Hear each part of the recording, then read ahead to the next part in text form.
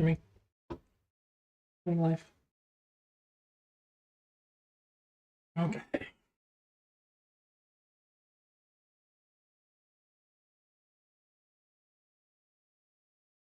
Ugh.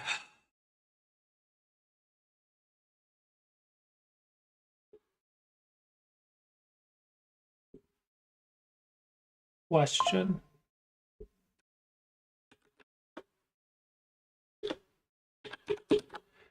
Do I put on some winter lo-fi in the background and hope it doesn't copyright strike my video? Look for copyright free. I did. CRF.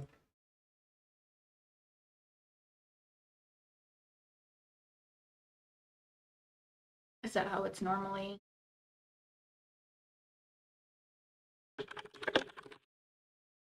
No copyright? There we go. Snow, chill, lo-fi, no copyright music.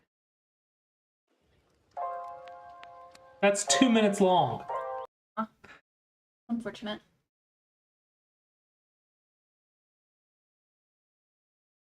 No ads.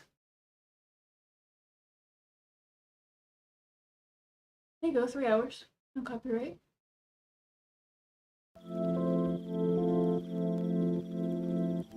Oh, that pulsing is making me nauseous. Well, you don't look at it. No, the sound. It is? Yeah, it feels like you're constantly going and stopping like with the gas pedal or something.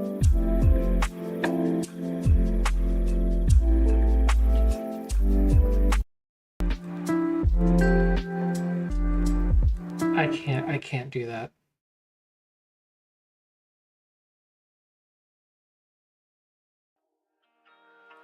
No one doesn't say copyright free though.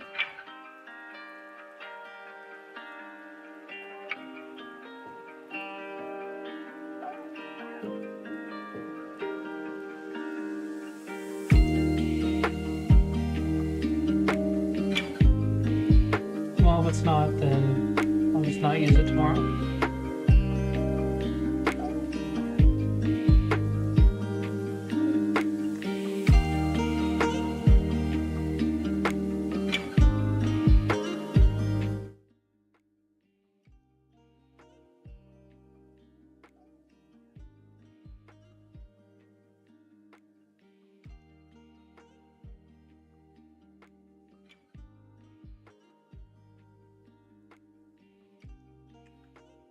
Okay.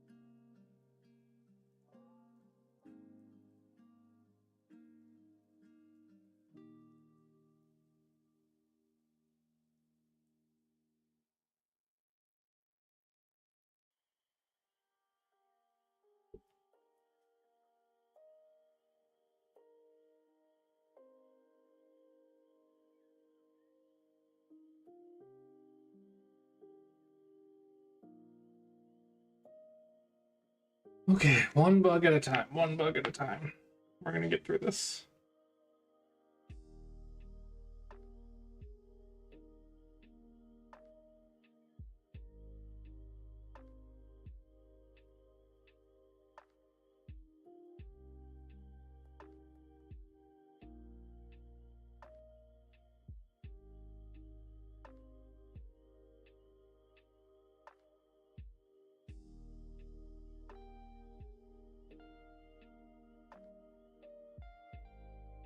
Come on.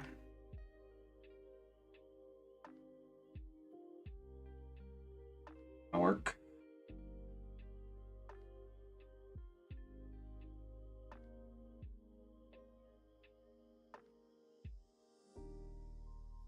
What am I gonna do about this?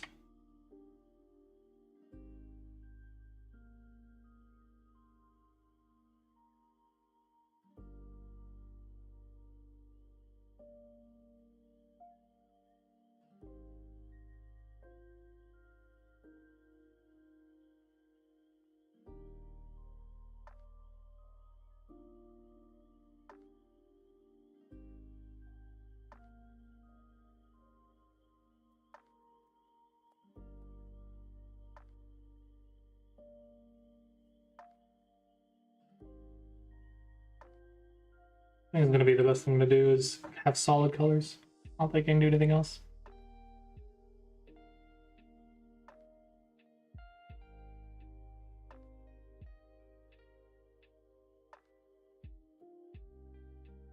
I wanna add a settings icon to the user card pop-up.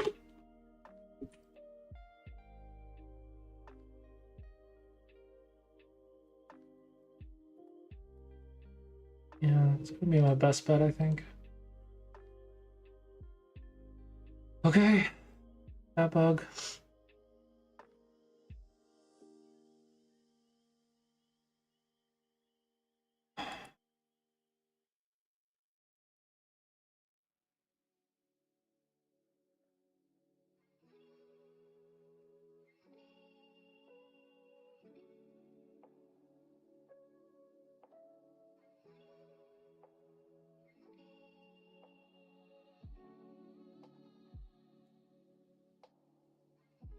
This is gonna be a lot of work.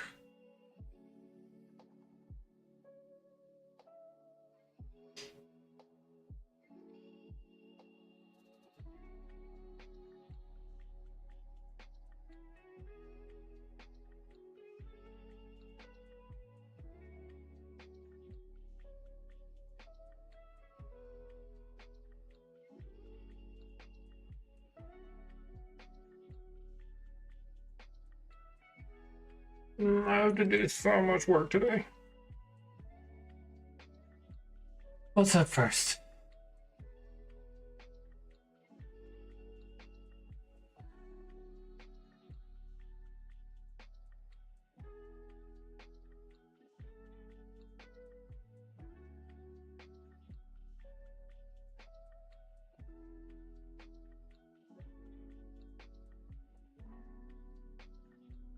Okay, so we're going to think about puzzles.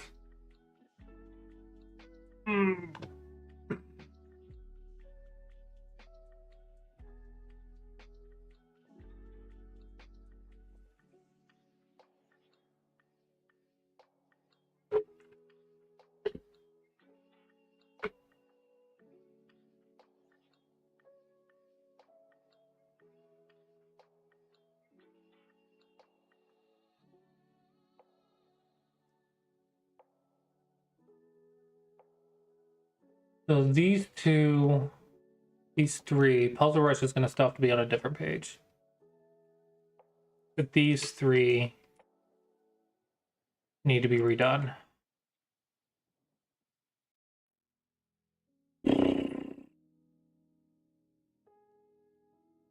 Okay, which one do we want to start with?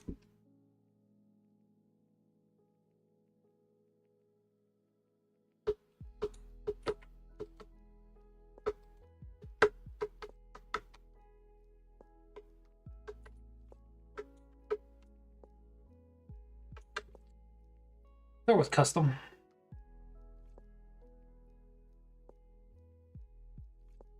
Oh, I'll have to use the daily challenge too.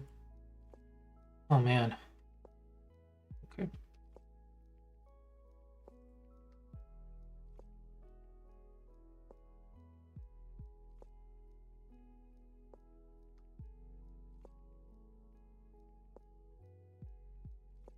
Bring this all the way down. Into a checklist. First, we're going to load the category selection. Load the difficulty selection.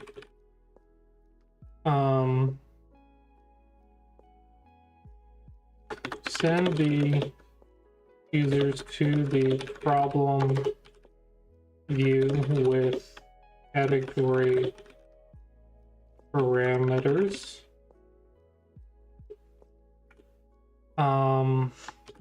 Load the puzzles.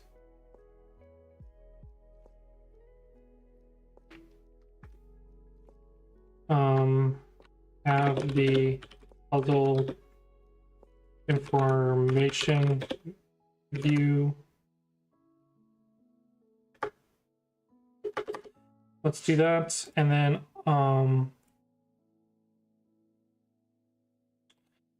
for the problem view information window,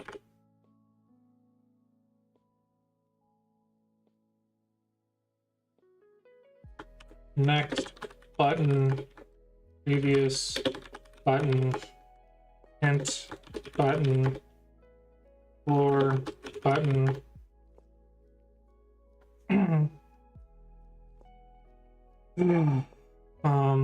restart button, bookmark button,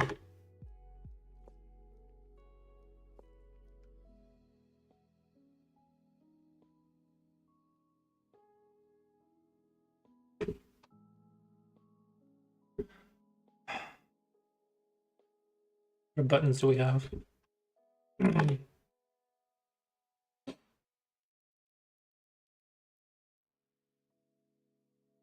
Oh yeah, we want auto next toggle.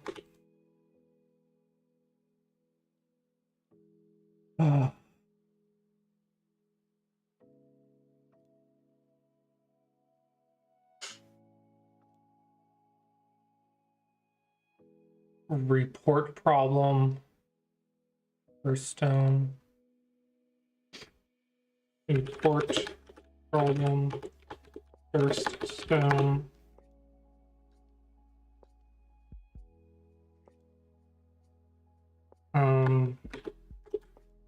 R level.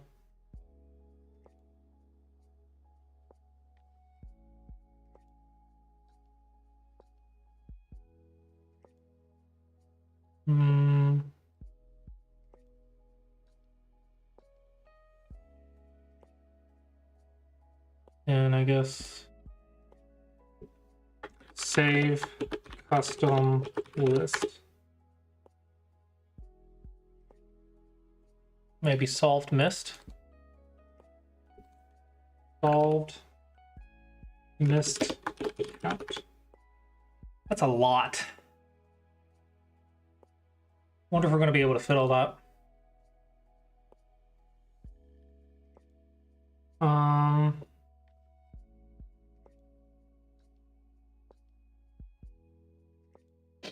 wonder if we're going to be able to fit all that.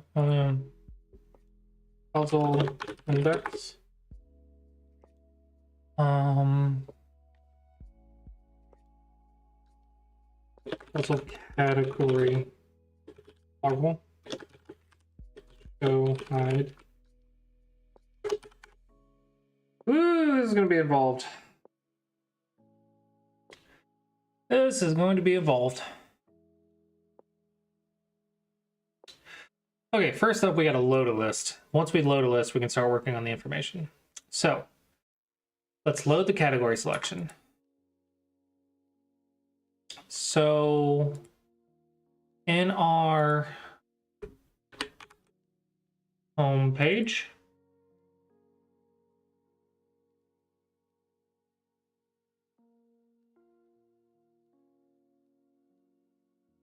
we are going to want our category view.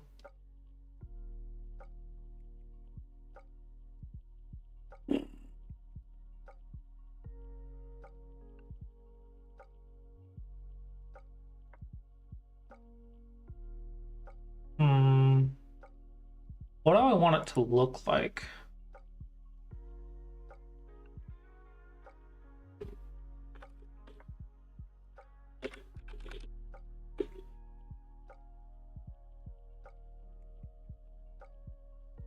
What do I want this to look like?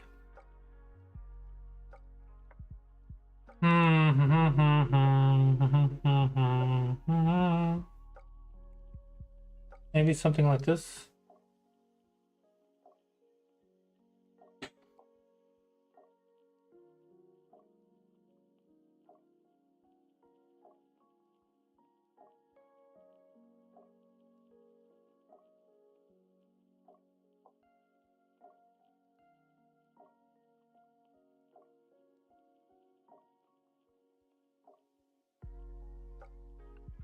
Or something like this.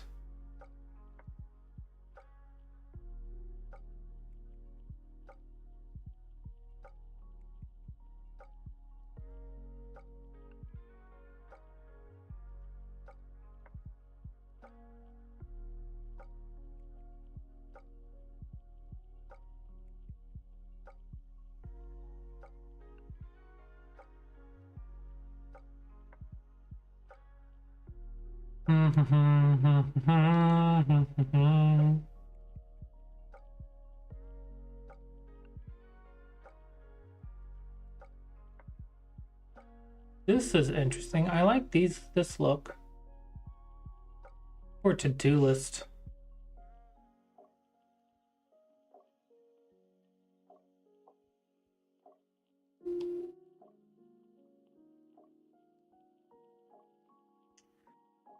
Yeah, I like this. We have a back arrow, category, and then we'll put a list of categories, and then this button will be a pick level.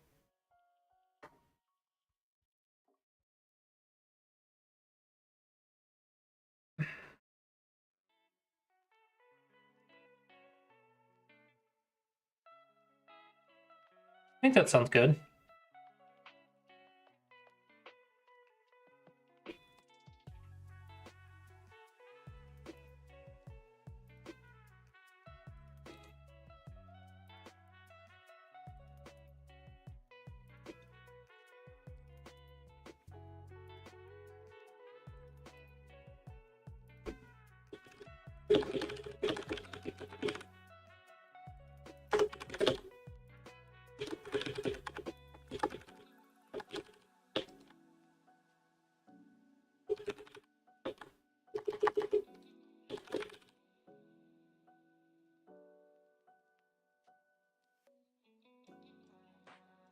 Let's make the view. I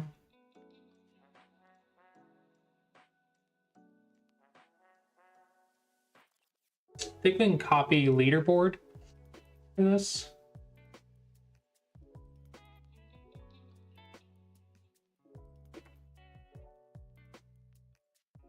Let's copy that. Paste. This view will be category selection. Okay, and this is going to be get view from page URL is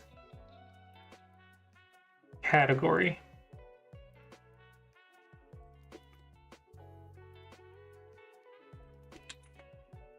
Okay.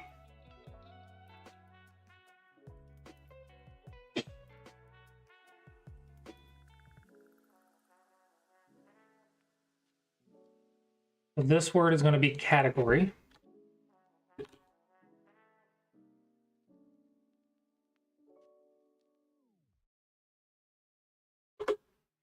or categories.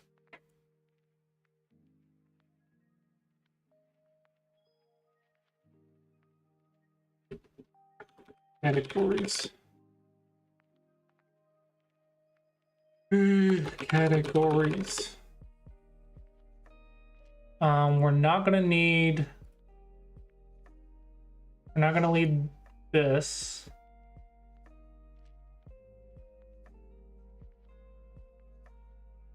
I don't really want a spinner. This repeating group gonna be categories.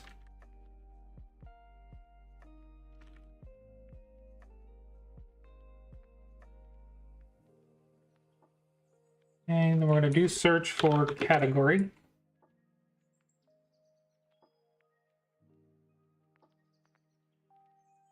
And we're going to sort by sort index.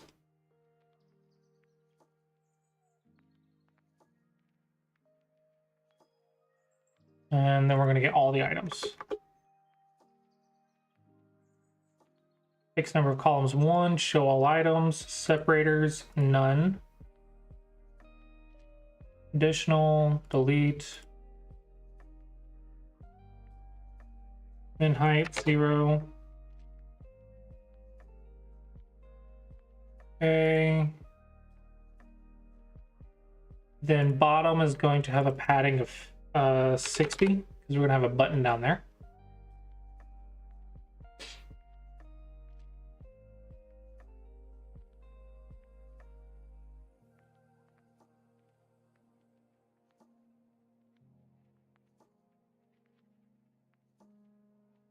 And group is going to be categories. Oh, that's not how you spell that. It's going to be repeating group categories.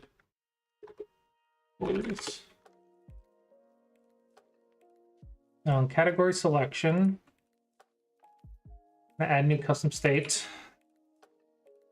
Categories selected. Category 8.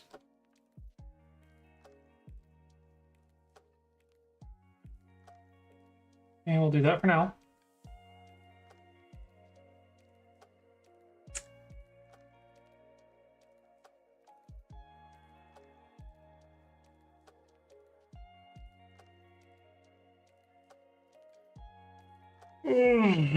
Okay.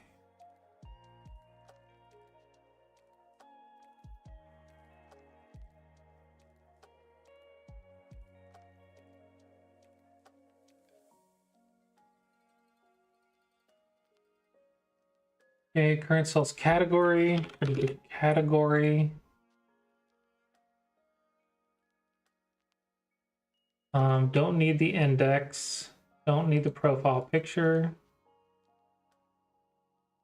Do need the category's name.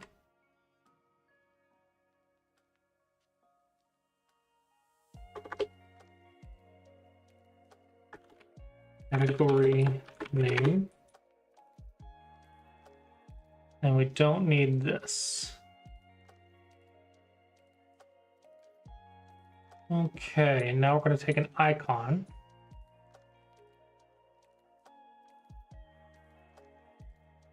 It's going to be a square.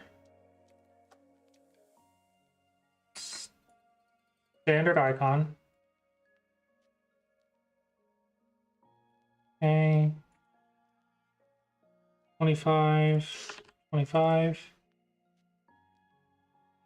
And group category, do 8.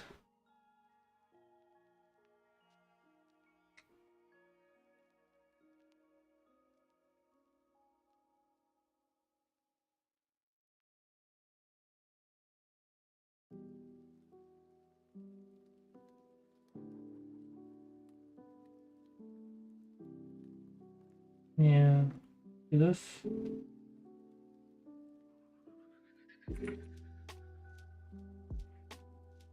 Do a little bit of padding, maybe 4 and 4.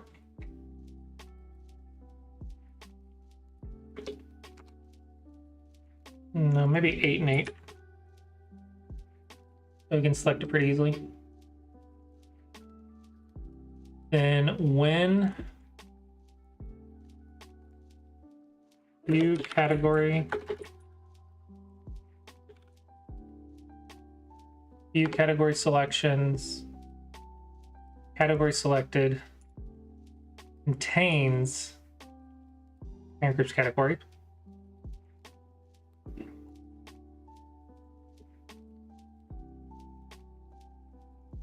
Give me a check.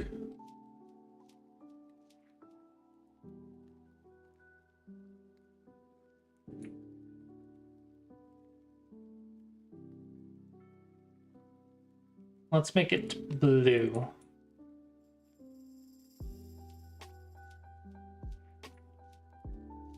Icon color going to be. Oh, let's make it primary red.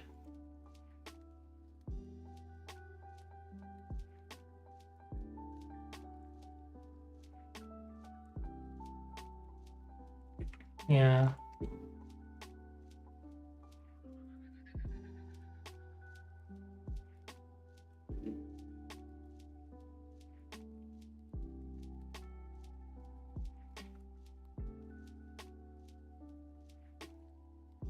Copy that. Paste.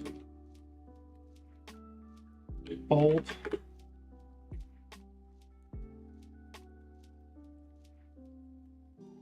Now we'll make it bold. Okay, so now in our workflows folder, we need a new folder for categories. Category.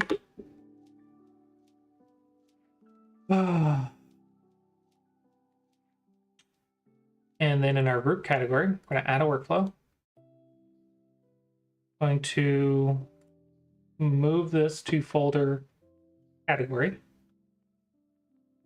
Okay, and in category, we're going to have a custom workflow. Toggle category selection. Timer is going to take in a category.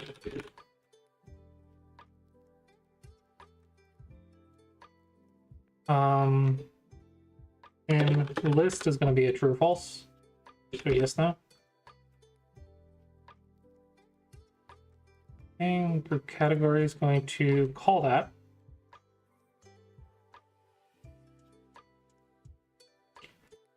Going to be this group's category. And list is going to be category view,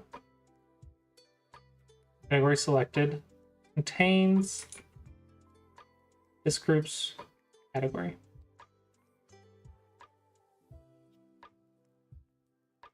Okay. This is going to set the state of an element. Category view. Category selected, and then we're going to do this page. Nope. Do category view. Category selected. Plus item. Category. Only when in list is no. Copy that. Paste it. And we're going to do minus item when it is yes. That'll toggle it. Now in this one, icon category back. Add workflow. It's going to go into the category. Navigation, go to previous page. Okay, and now we have to show this. So in our home view, our puzzle section, Customize practice.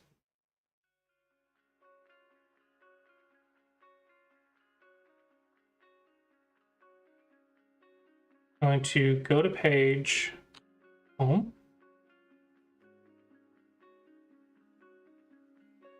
And then we're going to go to category display.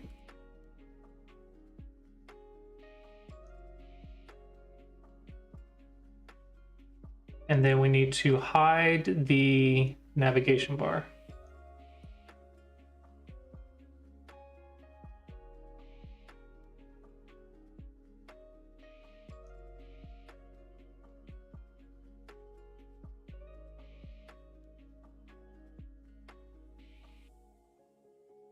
Looks like I might not even need to.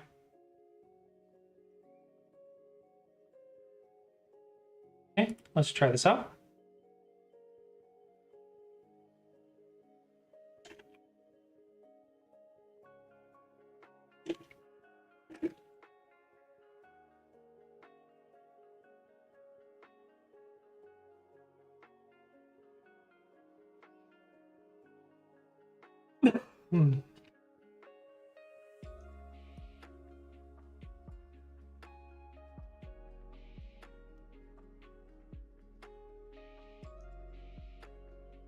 Shouldn't be a scroll right here. I wonder why it's scrolling.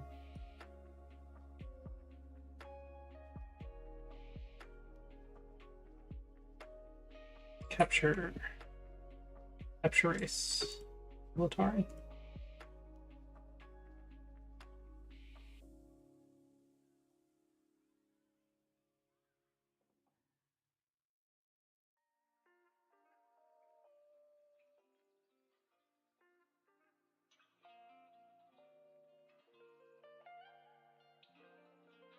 Okay. Perfect. That worked perfectly.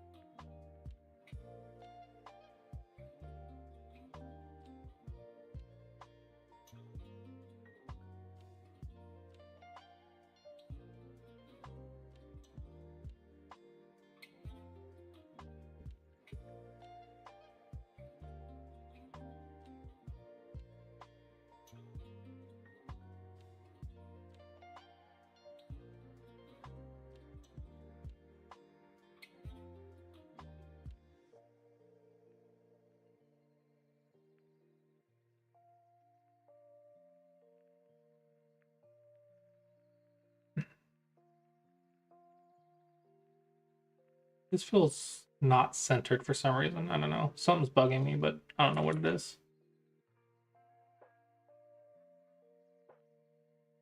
I don't know what it is that's bugging me.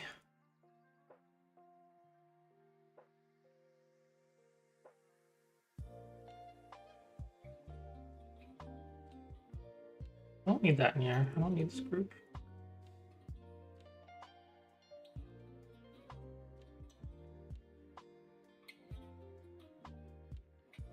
Okay, okay. That's all looking good.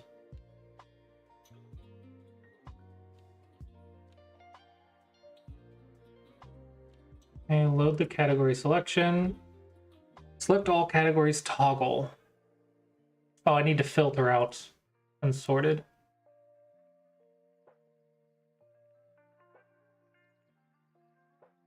Add new constraint.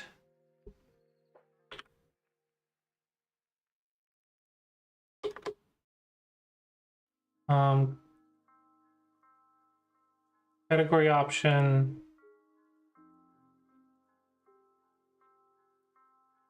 Not equal to unsorted.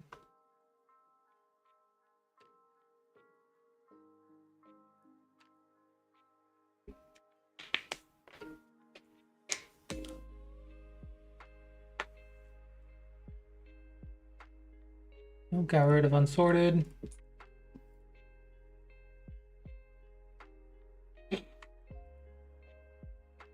Why does this not look Centered. I don't know why this back row does not look so centered.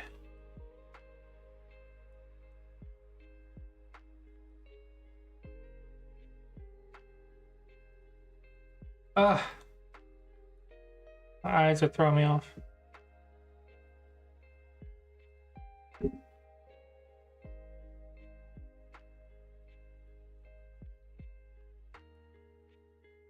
Don't think about the text, just makes me feel like it's not centered. Well, it's gonna bug me, I guess. Okay. I'm gonna copy this.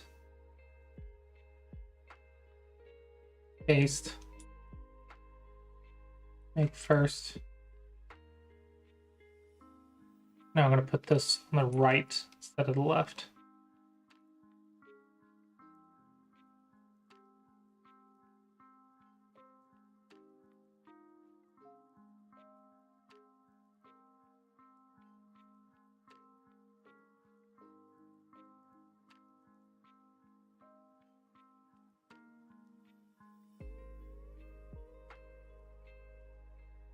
Okay. Oh, we need the inside to be on the right.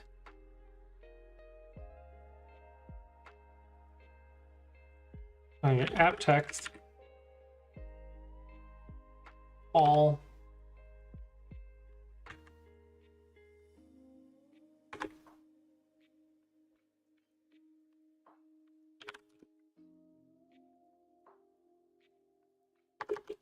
find and replace. No translation. All.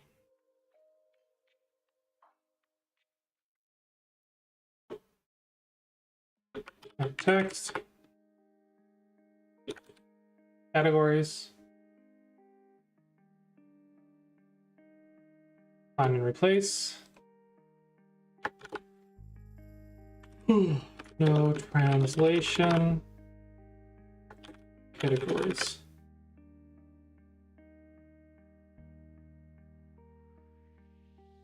All categories.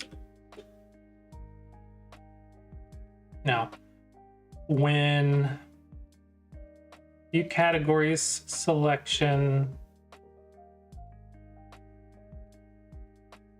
category selected, count is eating group categories. Does the categories count? And it's bold.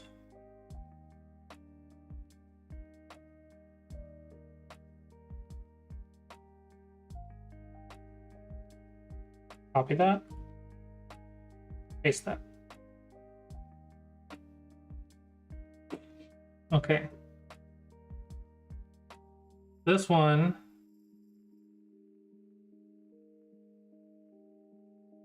going to fit and put on the right.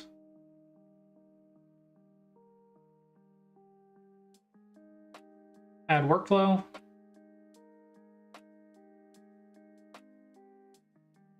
Group name is going to be group all categories. And a workflow.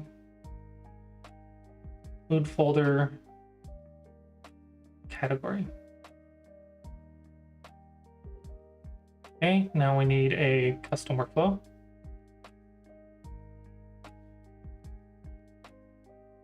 Toggle all categories. Is empty. Yes, no.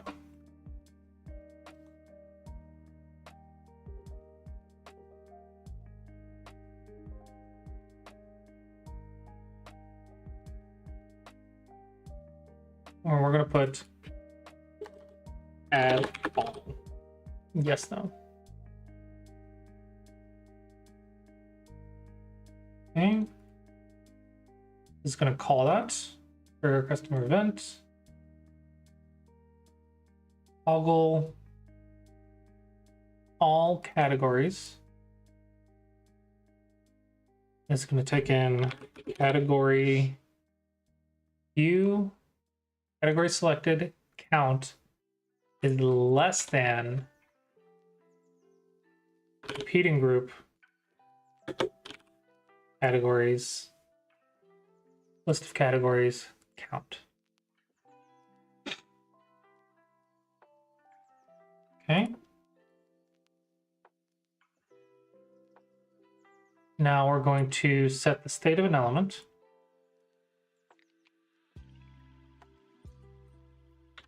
Categories.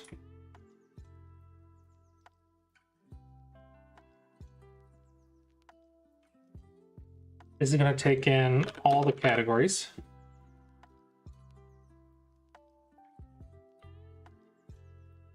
Only when at all is no. Oh, is yes. Copy. Paste. This is going to be empty at all. Okay, let's test that.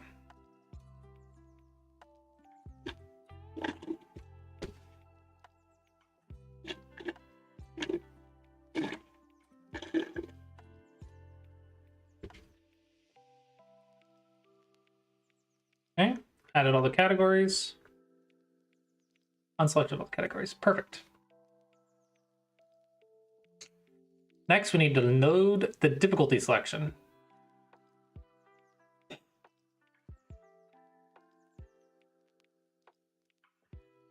Okay.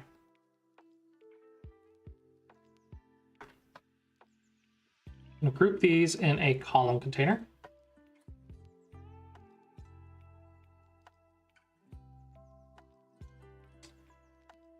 And this is going to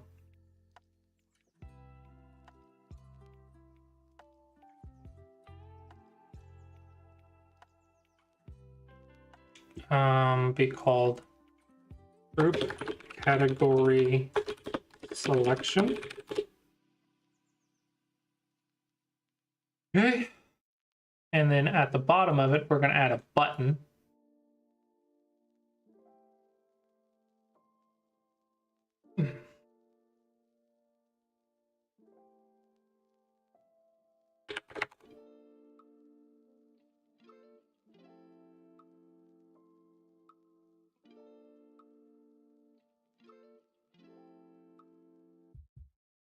And this button is going to take in, is going to be left 16, right 16, and bottom 16. Actually, it's going to be bottom 56. So for categories, we need bottom to be 16.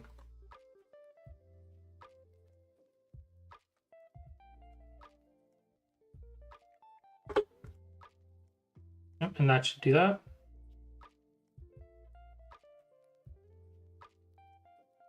And then this button is going to be text select pick choose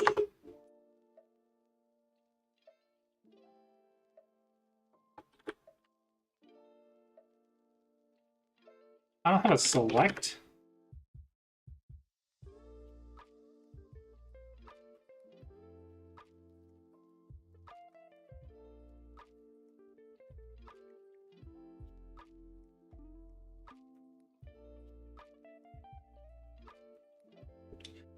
Next. What does it do next, I guess? Find and replace.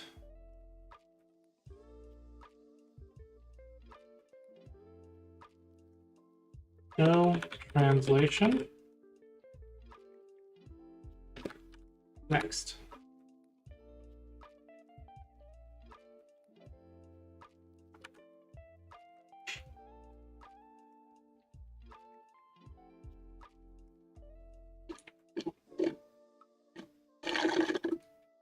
We're going to copy this and paste it. This one's going to be called level selection. Will not be visible on page load.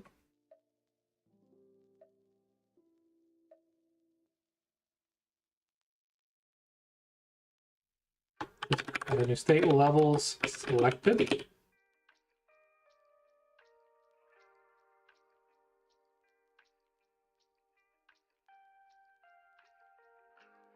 Okay.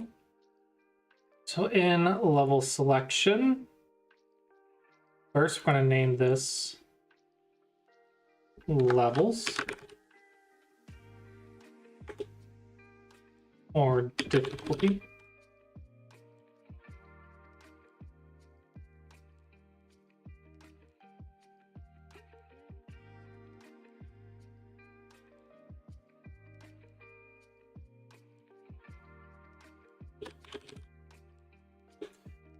Difficulty. Okay.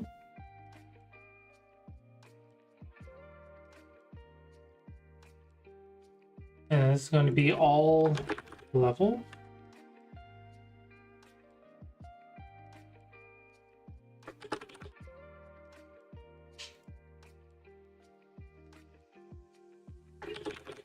All level. Should be plural, but we don't have words for it, so I guess it's fine. Okay, now this is going to be level.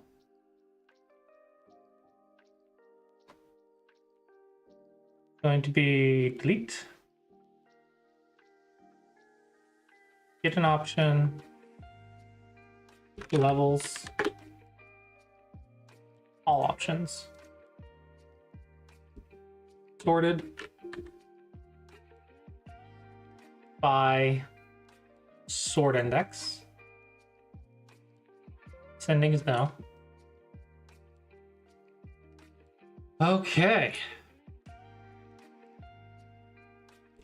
Be level.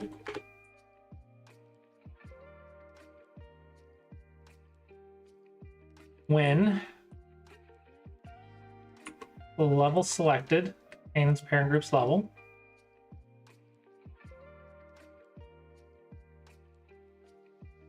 okay. Going to be when level selected count is repeating groups. I don't need to rename this. Repeating groups levels.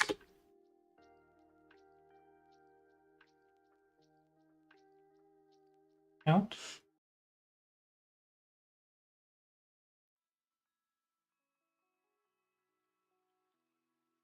Okay.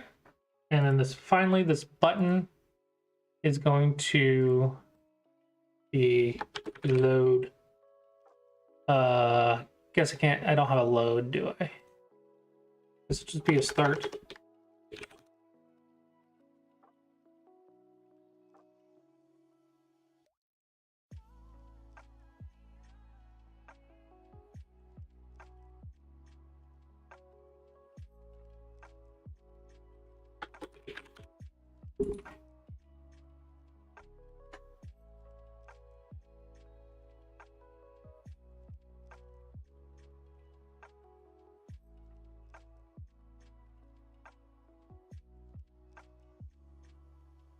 Okay, when categories view category selection, category selected count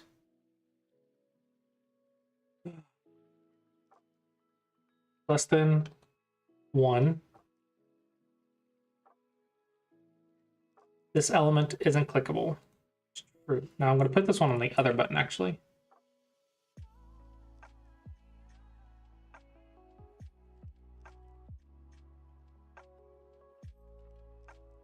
For this one, it's going to be level selected count is less than 1.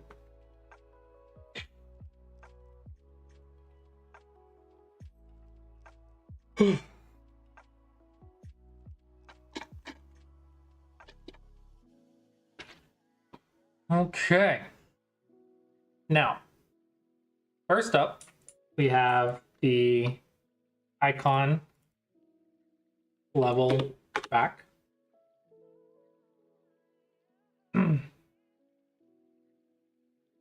This is going to first clear the state. So let's move this to the folder.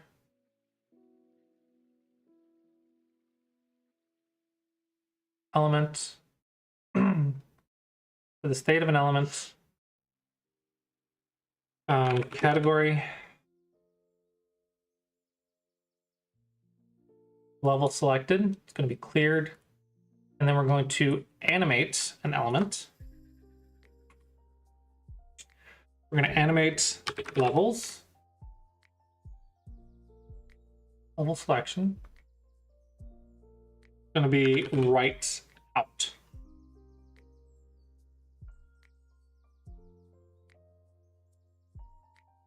It's going to be 400. And then we're also going to animate an element. Group category selection.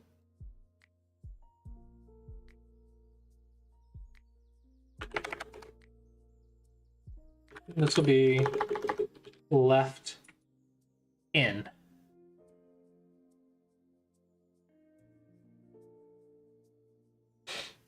Okay. Now in this one, add a workflow. Move to folder category. We're going to animate an element. This will be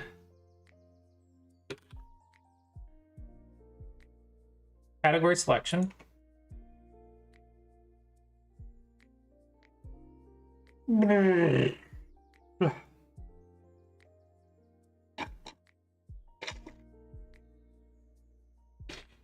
Hello, Jesserac. Welcome, welcome. I am doing a lot today for mobile. It's a little overwhelming, and I have to make sure I don't make a lot of mistakes. So it's going to be very involved today, coding wise. It's going to be a little bit of a long day, but I'll get through it one step at a time. It's going to be left out 400. Be animate an element. Levels. Selection. Right in.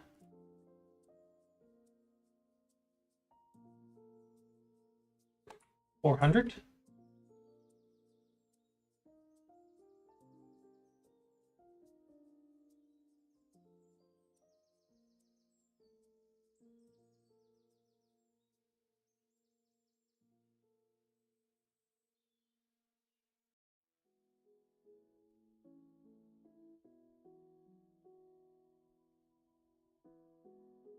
Okay, let's select capture. Next. Difficulty. Previous. Next.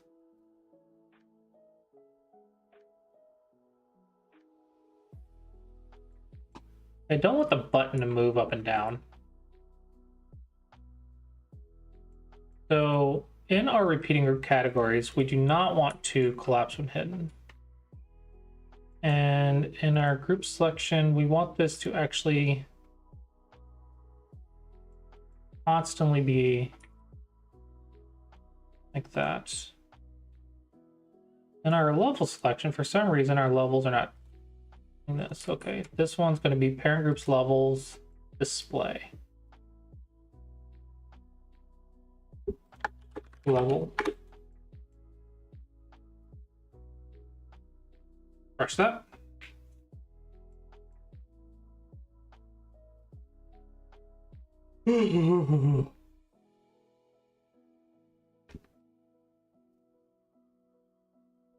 Nice practice. Capture. Next. Why is that still doing that?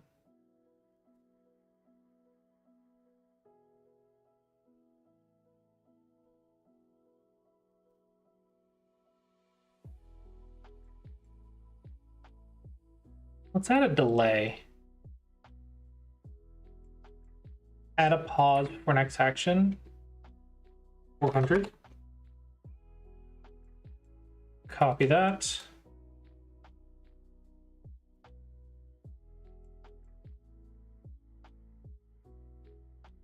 Paste that.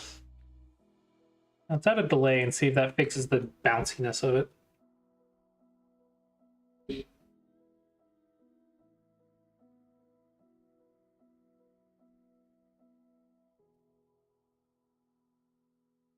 Capture, next. Perfect. Look how smooth that is. That is so much smoother.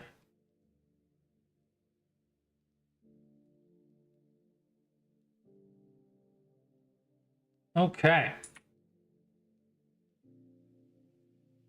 And are all categories? No, we need to go to our level selection. All levels. Add workflow. Move this to categories. And we're going to create custom workflow. It's going to be toggle all levels. It's going to be add all levels. Yes, no. Now in our all categories is clicked. Now we need to rename this. It's going to be all levels. Clicked. Custom event, trigger custom event, toggle all levels. What we're going to do is we're going to say category view, level selected count is less than repeating group levels count. I am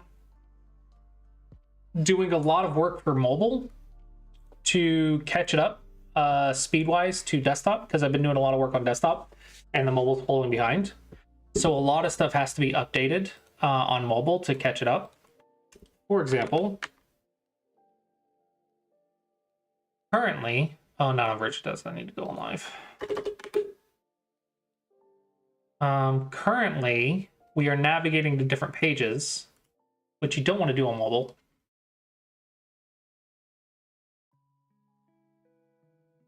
So, for example, on our puzzles, this is the first thing I'm working on. Puzzles, customize practice, it loads a different page, right? You see how long it takes, and then it loads all this.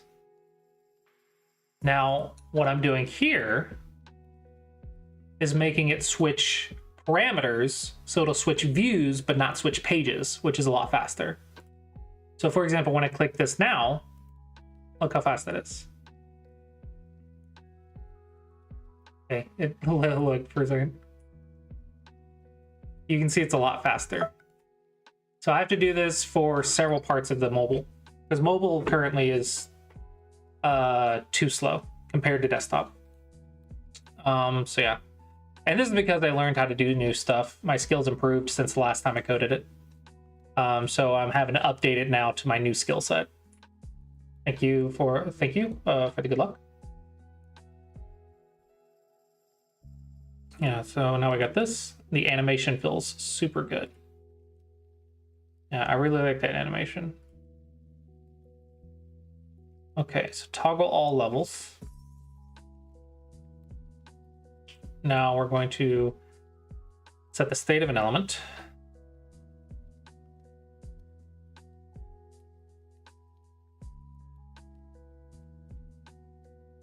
It's going to be categories, view category selection. Level selected is going to be repeating group levels. List of levels. Only when at all levels. And if it's not at all levels, we're going to empty the list.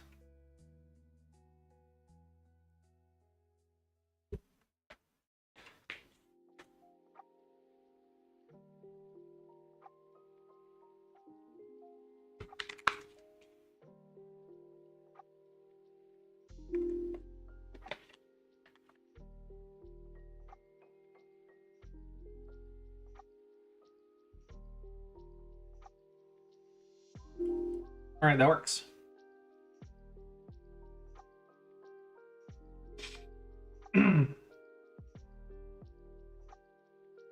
Now, we need to add a singular level. I'm going to do this. Move it to folder, category.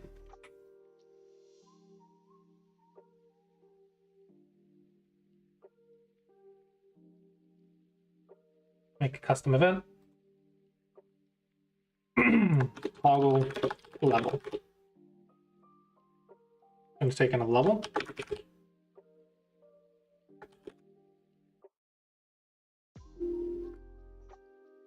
It's going to take in is in list. This now. Okay, so now go back to whatever it was. Repeating rule. This is going to be group level.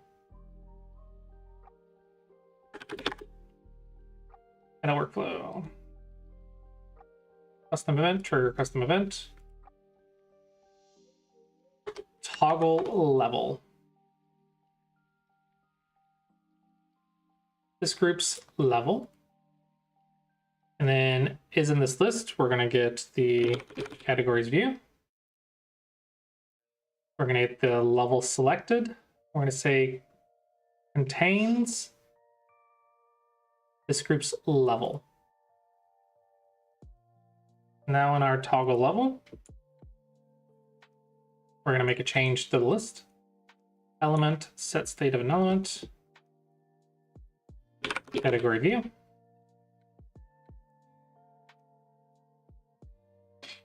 Levels selected. View equals, the value is going to equal the view category selection, level selected list, plus item, level, only when is in list is no. Otherwise, we're going to remove it from the list.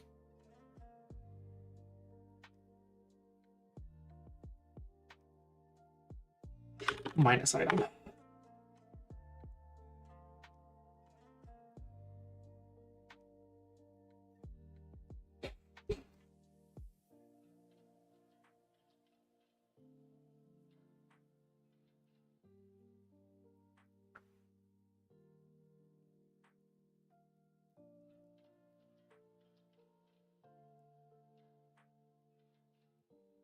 Next. Well, 0 level 1. Beautiful.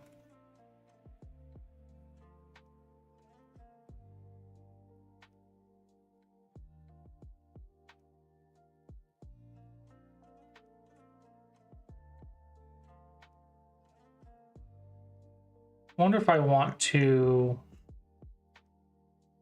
unselect all of these, navigate back or not. I'm not sure.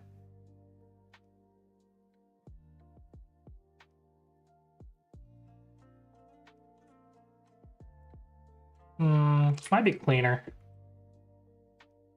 Let's do that. Go to previous page. Let's do element, set the state of an element.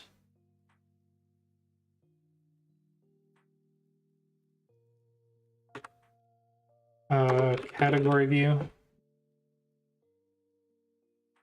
Category selected. Let's empty it out when you go back. Okay. And finally, we're going to click our next button. This is going to make changes to a thing. Current users. I'm going to say custom list or list. Smego. Hello, Anuj. Welcome, welcome. How are you doing today? Current users. Smego editor? No. Current users list? No. What is it called?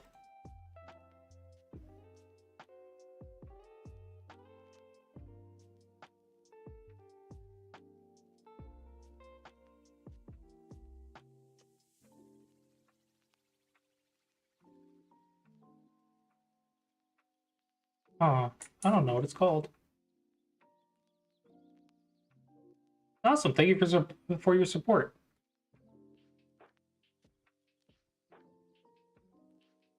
Okay. We need to figure out how we did this on desktop.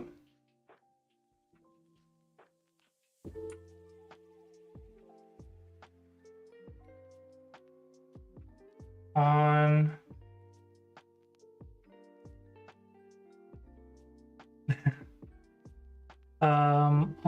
let's see.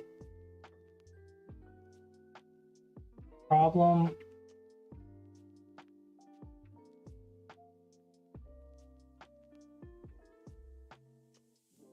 Go to page index. It says no. Oh.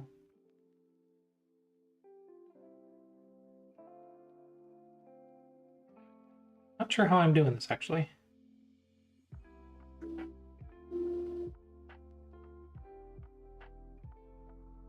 I did this before, but I forgot how I did it.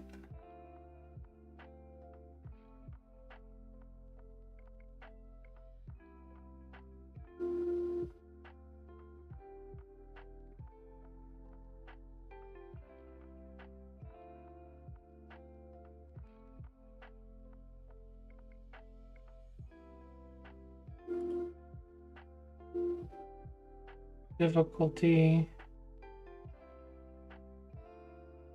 Search for categories.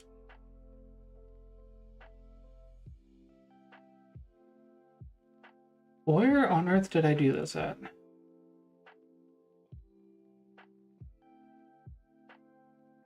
Pop up custom? There we go. And then in this button, start custom list. Edit workflow. User Smego list. Okay. I need to find a user Smego list. I'm going to go to home, mobile. And then we're going to go back to our categories. And then our button. Where'd our button go? Right here.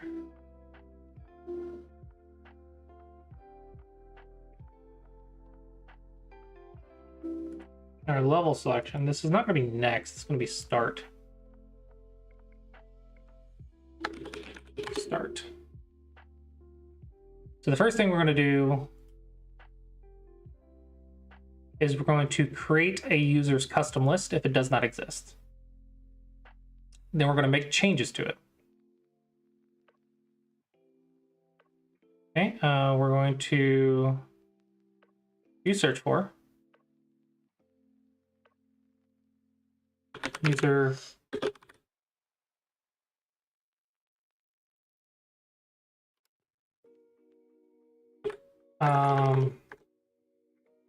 Smego, users Smego list. Search for user Smego list.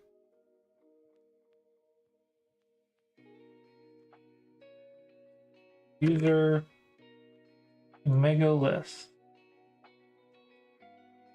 User Sumego list. Right here, user Sumego list. Where user equals parent group's user, or current user. Okay. I'm going to change the first item. Index is going to be 0. Make sure I set the user right here. Yeah, user equals current user. Index is going to be 0. Name is going to be custom. Okay, maybe it has to be arbitrary text. Custom. Make it capital C.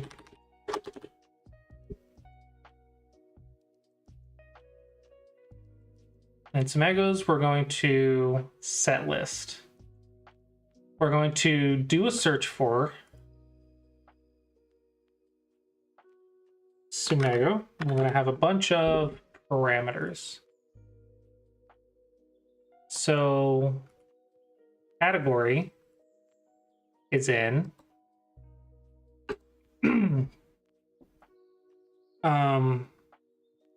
category view, category selected. We're going to do level is in category view, levels selected. I also want to make sure that the HDF is not empty. We're going to do random sorting. And we're going to get items until number 50. So we're going to load a list of 50 Sumego of the categories they've selected. Oh no, I suppose we should load all of them, right?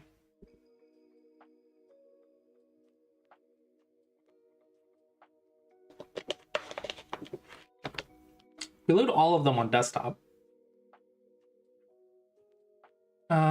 I don't know, that's a long list though. We're not supposed to do more than 100 at a time.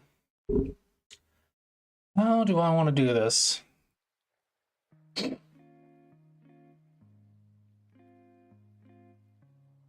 I want to just do 50?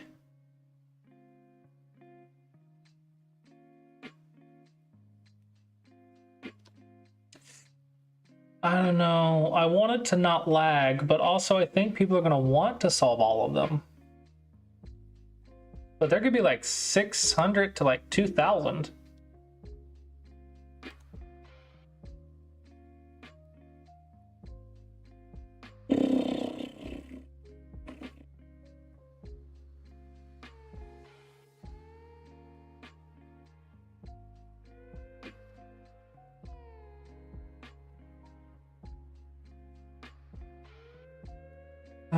I want to do items until number 50 for now.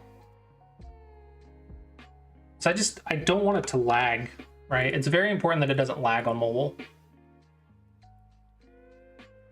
Okay, now we're going to navigate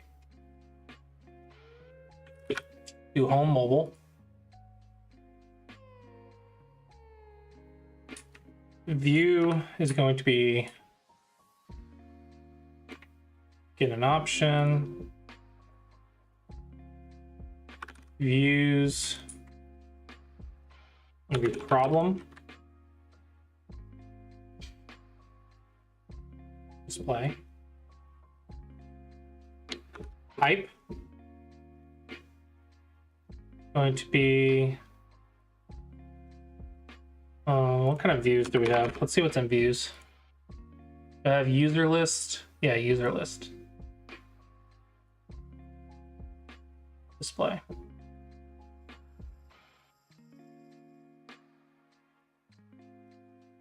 Okay, that's technically the easy part.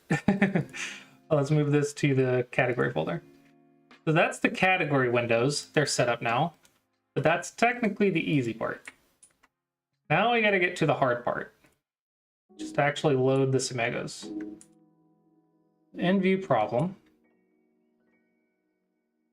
Get view from problem is problems display. Current user set background image not image, then background is going to be image. Okay, so let's turn this on.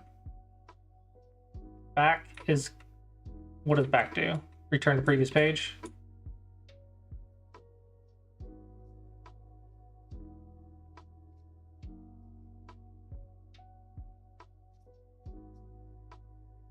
No, return to previous page should be fine. Let's also add a home button though. Put this in a row.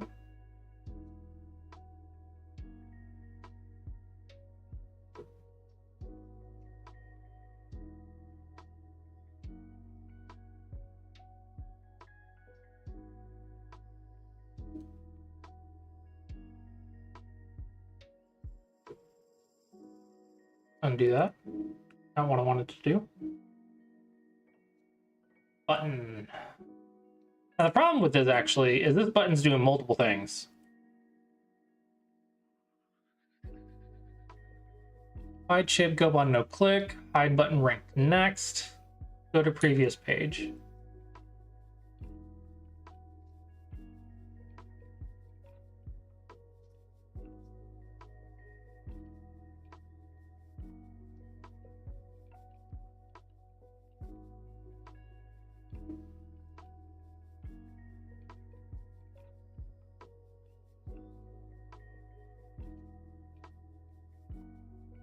Where's problem loaded?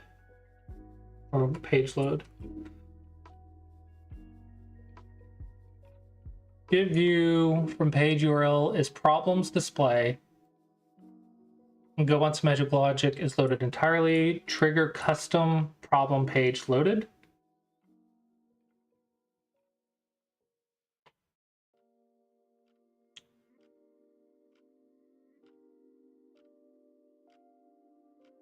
Get view from page is problems display and goes from what?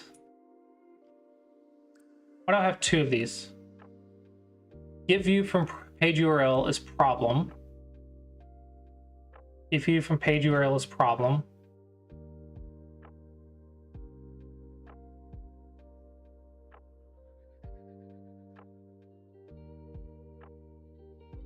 So these are both firing. Trigger custom problem page loaded. Allows to trigger ranked page loaded event. Get type is ranked display.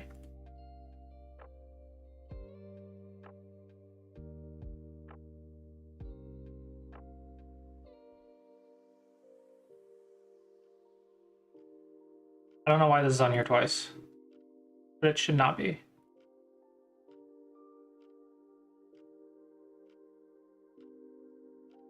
Trigger custom problem page loaded.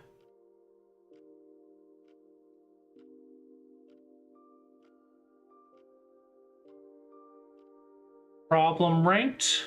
Where's problem custom?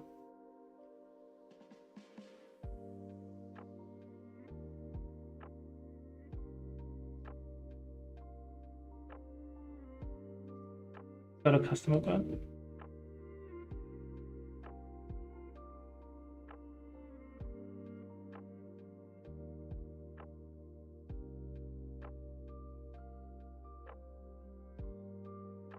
This is a custom event. Oh.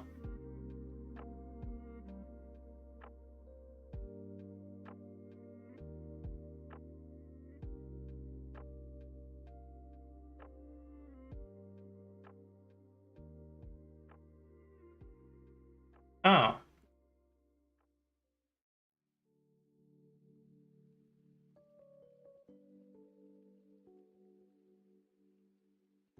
To rename. I'm gonna name this page loaded view equals problem.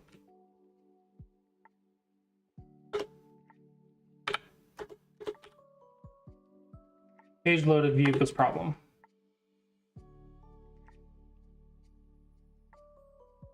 rename this one to rename custom event problem page loaded.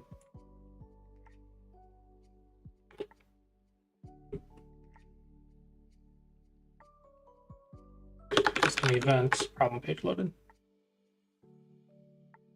Okay, so the reason I'm doing this is that way everything gets fired in order so they don't all try to act at the same time. So this is going to be problem page loaded event. Now in a custom event, it'll go one by one instead of trying to do stuff simultaneously, which I don't want it to do. So set states, so no, you are not allowed to have no limit. And we're going to trigger, so this one triggers ranked. So we're going to have to test that actually. But we want to trigger problem custom. I'm going to do a new folder. I'm going to call this problem custom.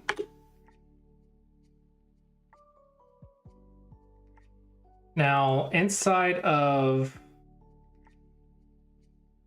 custom event, trigger ranked page loaded event. Ranked page loaded event. Problem ranked. Ranked page loaded event. We're going to copy this, and in problem custom, we're going to paste.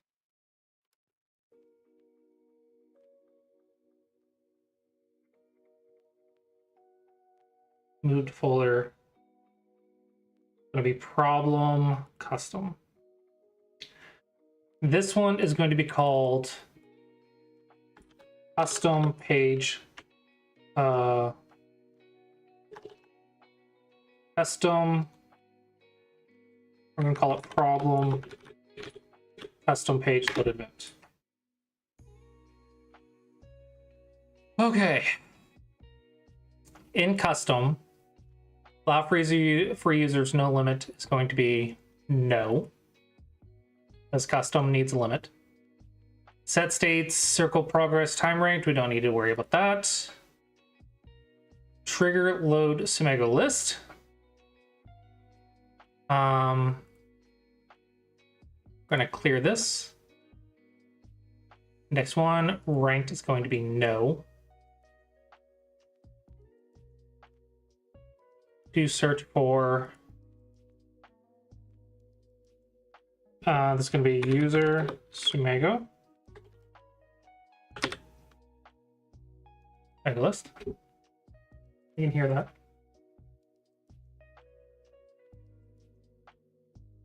And then we're going to just give it that or not. Each item's first item. Sumegos. Okay, trigger load Sumego list. In load Sumego list, we're going to set the current Sumego list. Current index, current Sumego list, list of Sumego. Trigger load Sumego from Gobon Sumego logic. Sumego item number index. The set state current Sumego list view of problem.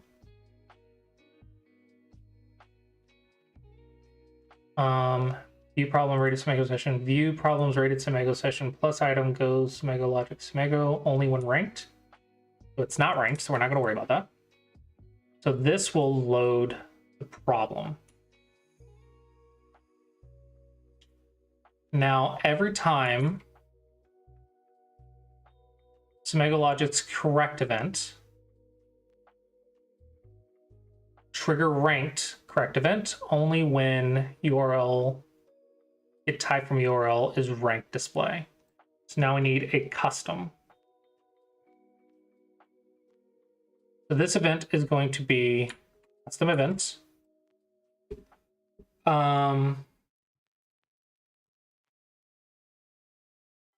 Custom, we're going to do problem correct custom. Okay, and then every time correct event, trigger custom event, problem correct custom.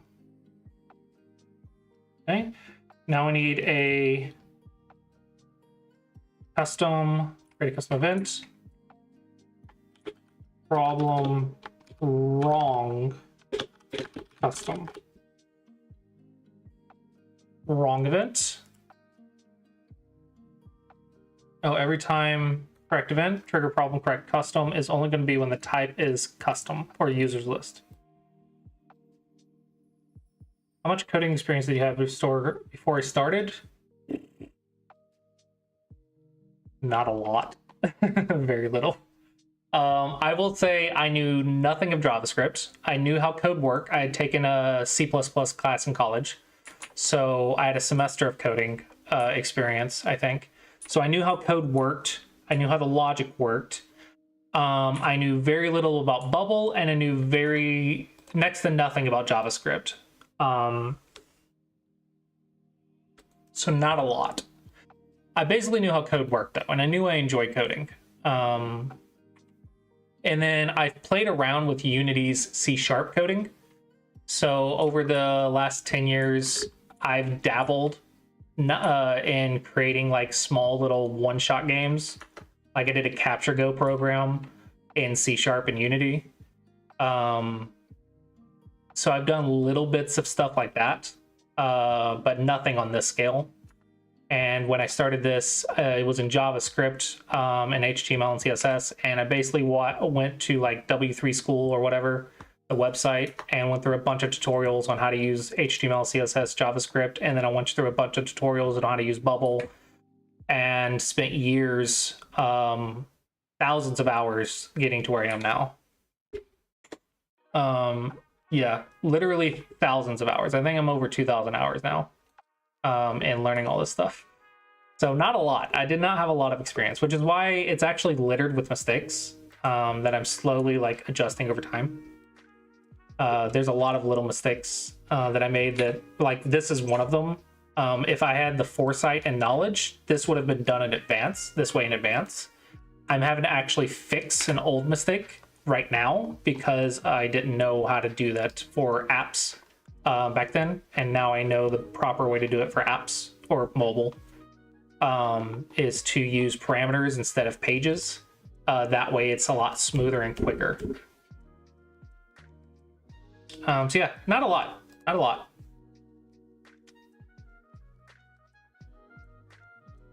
Okay, users list. Copy that expression. Wrong event. I'm going to trigger custom event. It's going to be problem wrong custom only when get type from page URL is user list.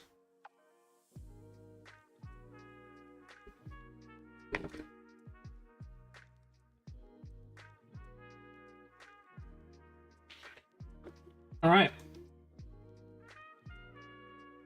So hopefully this will be very fast. It's just checking the states and the URLs. So hopefully this will go boop, boop, boop. Like set state, no, no, or no, yes, or yes, no, blah, blah, blah. Thank you for the 100 bits. Thank you, thank you. Yeah. Thank you for your kind words. It is appreciated. Okay. Let's stop here and test before we move on. So nothing should happen when I get correct or wrong yet, but I want to make sure the puzzle is loaded. And let's see where we're at.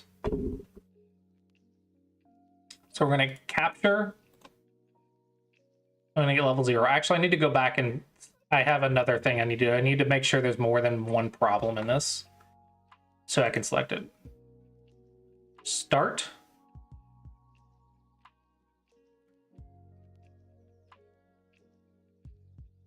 Okay. And nothing is happening. Nothing is happening. Okay, it's fine. It's fine. It's fine. Do I have a console bug? No, looks like nothing got called. All right, let's go back. That was nice and snappy. Before we move on to that, let me actually fix this before I forget. So in categories, in our level selection,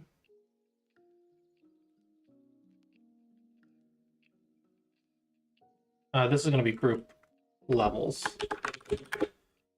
In our level selection cell, we actually want more text. But this text is going to be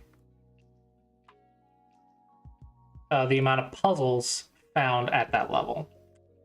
Now, this is not ideal. But hopefully, since it's only like 9 cells, it's not that big of a deal. But you're not technically supposed to do a search per in cells for every cell. But this is only 9. So I'm hoping it's not that big of a deal. If it becomes a big deal, I'll have to change this later. But for now, I think it's going to be okay. I'm just getting the count, so hopefully it'll be okay. So this is going to be do search for. Do Mego. And new constraint. Category is in our view category selections, category selected,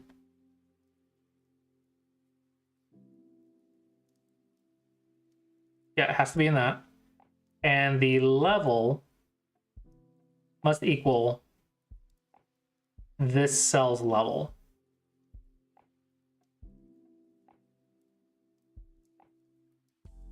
And we're just going to get the count. We're going to put this in parentheses.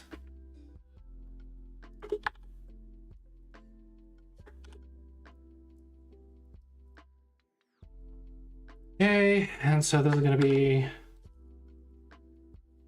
like that. And then we're going to format it 0. Now, we're going to copy this. And we're going to say when the count is less than 1,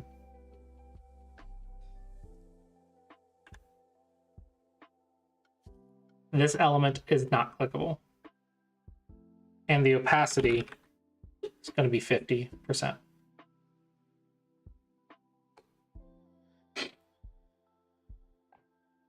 Okay.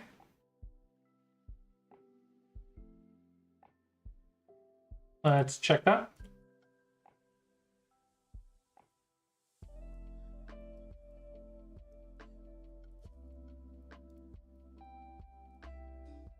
Capture, next.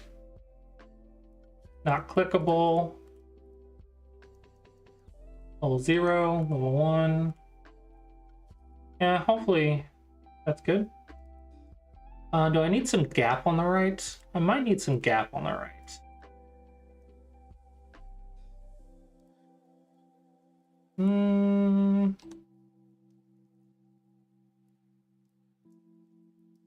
I don't know. Maybe it's fine, maybe it's not, I'm not sure. Right, 16. Bit of 8.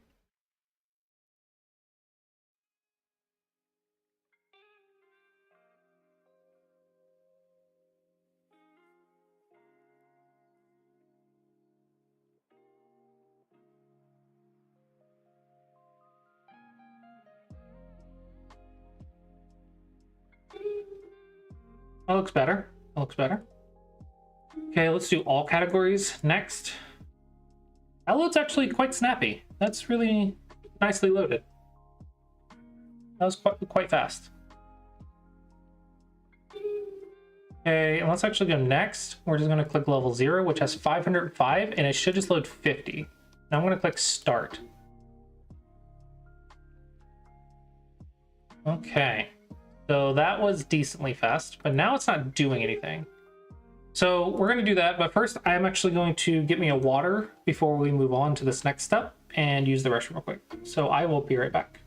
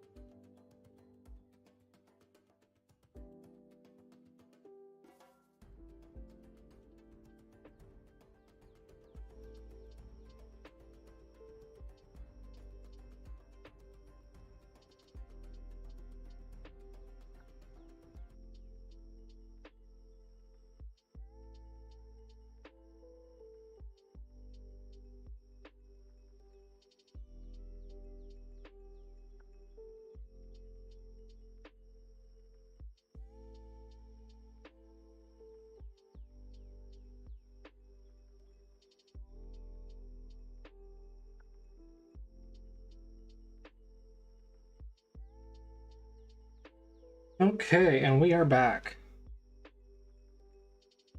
I need to take that Mega Dragon ad off. Game elements, dashboard. I don't want that on there.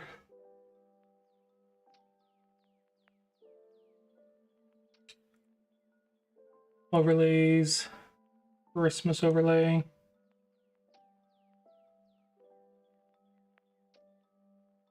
We got this asset slideshow. Turn that off and save.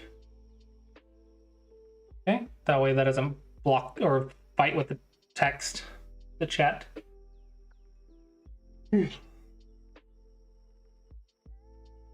Okay, now we got to figure out why it's not loading the puzzle. So in problem, or in page loaded, page is loaded, custom event problem page loaded is triggered. Triggered ranked page load event. We need to trigger custom page load event.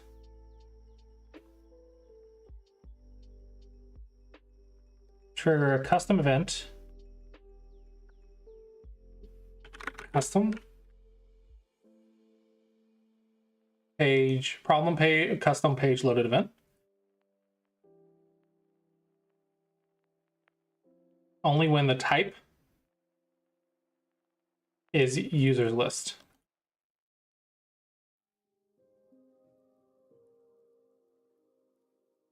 Is type user list.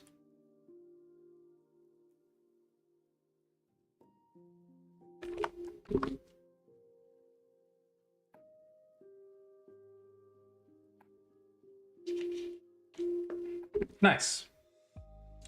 Now nothing will really happen when I solve it, because we haven't set that yet. I do need to figure out what this shadow is down here though.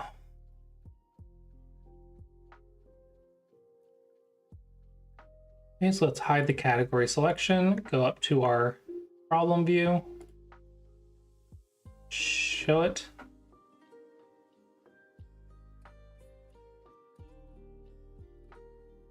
Now in our ranked information, only when it's ranked display is that element visible. Gobon group, back navigation, banned categories.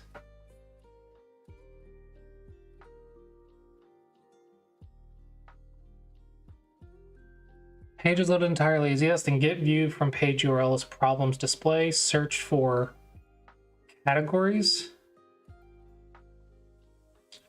Why do I need my banned categories here?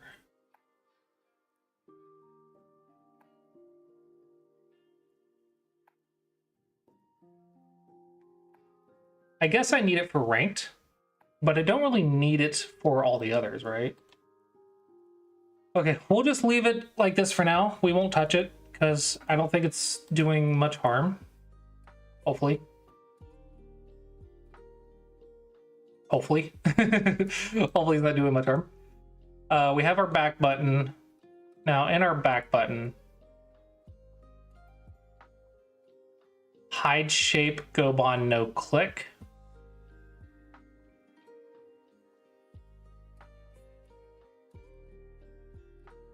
Hide button ranked next. Go to previous page.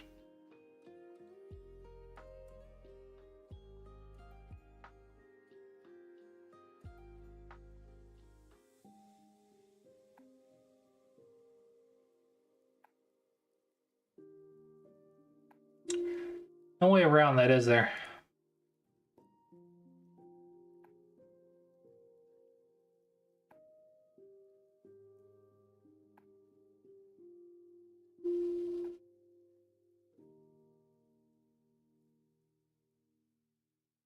Just gonna have to duplicate it. Nothing I can really do about it. This is aligned to parent, so we're gonna put this on the right. I'm gonna put padding right 8. This one is going to be a home icon.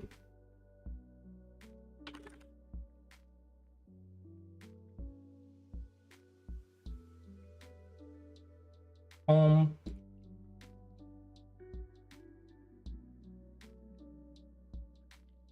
Home. Home. Problem. Nav. Home. Button, problem, nav, home. Okay. Now edit workflow. We're going to duplicate this. Copy. Paste. Now this one is going to be home. Button, problem, nav, home.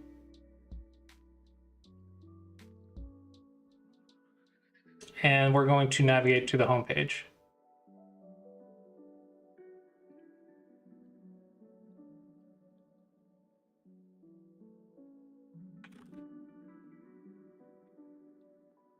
With no parameters. Okay. That'll be a nice little add-on.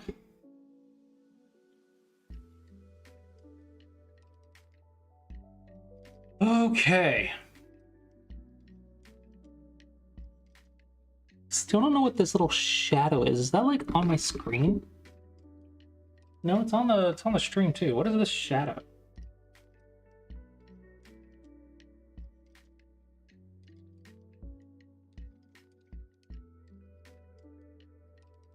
Navigation? No.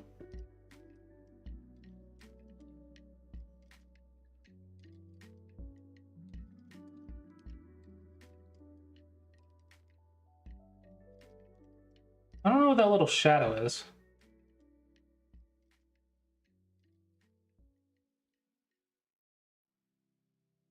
Okay, but we do need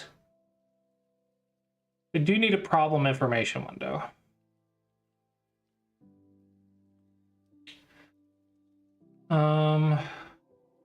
Build on group is 60 from the top.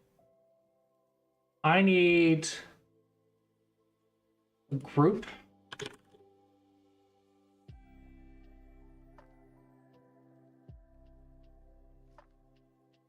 We're going to call this group Sumego information. Okay, this is going to go to the bottom. This is going to do a padding of 50 because of the phone stuff. We're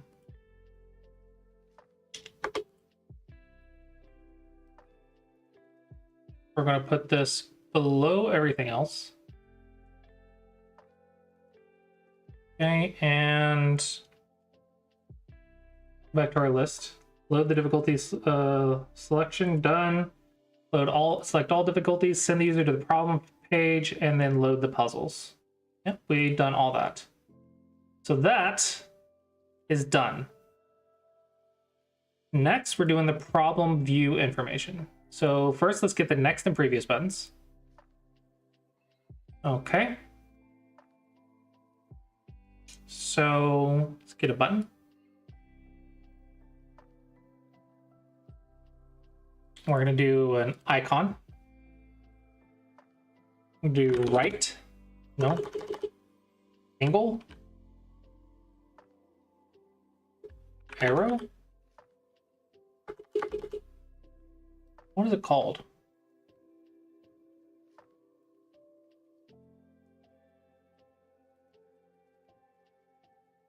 Forward. Okay, sure. I'm going to have this be circle. So this is going to be 60 by 60. Okay. Center that. This is going to be button problem. Let's get button next Sumego. Okay. I'm going to group this in a row.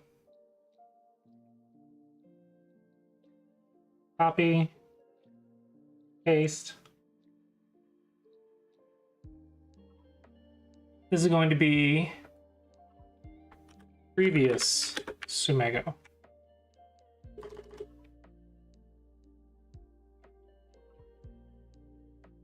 Okay, and this is going to be back.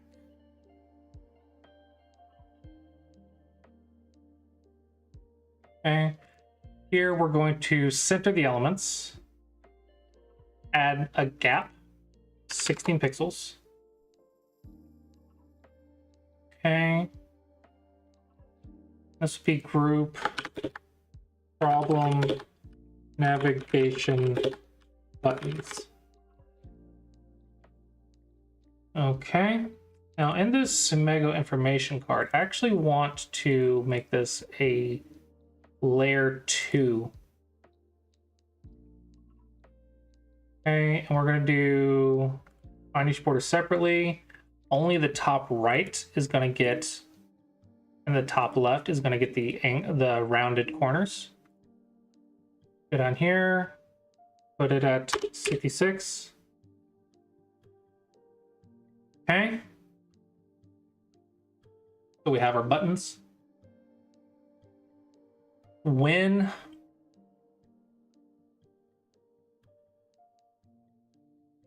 problem view index, current index is 1, this element isn't clickable. And then for this one,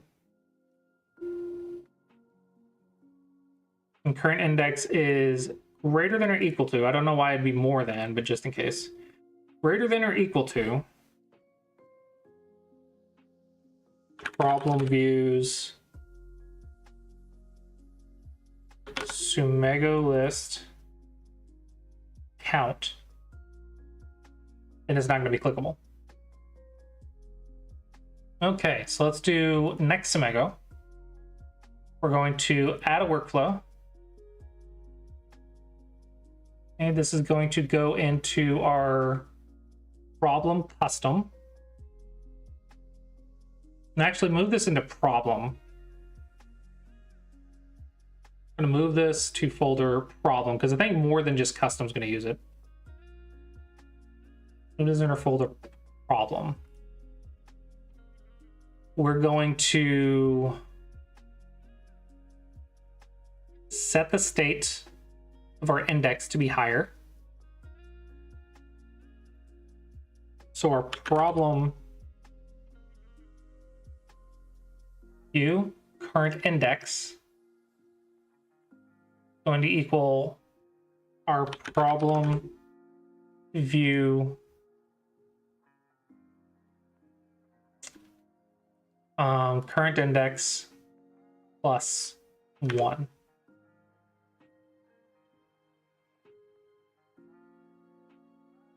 And then we're going to make changes to a thing.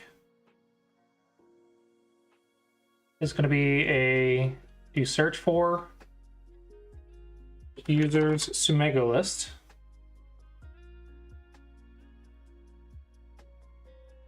First item. And the index is going to equal the index on the problem view.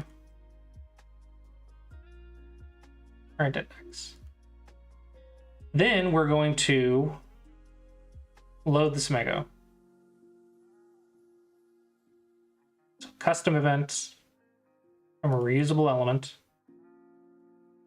Go on Sumego logic. Load Sumego.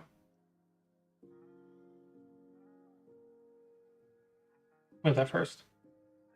Actually, let's move it after. I want to make sure the data is done so it's not lagging too much. Sumego is going to be problem view current Sumego list item number problem view index.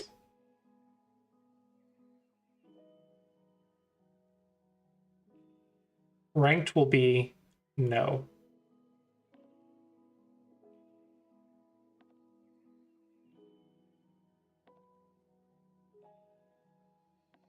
So that's next. Now we want previous. Add workflow. Move this to problem.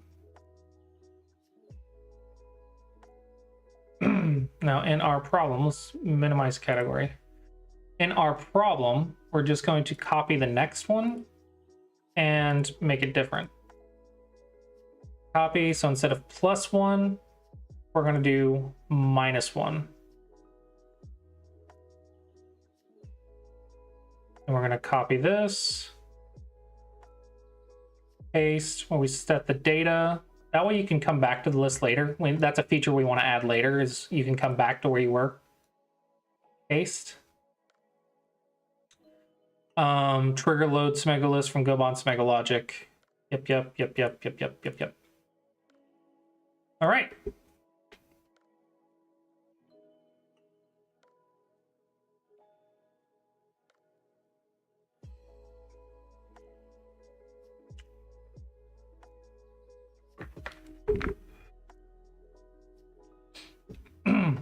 Next. Previous.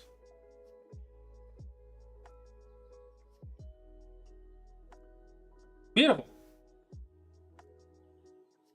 Beautiful. Next button is done. Previous button is done. Okay, next we need the hint button. So before we do that, I actually want to get our puzzle index and put that above the buttons.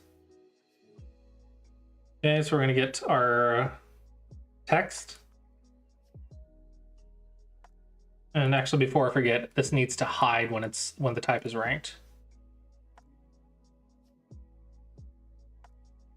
Its type from URL is ranks display. This element is not going to be visible.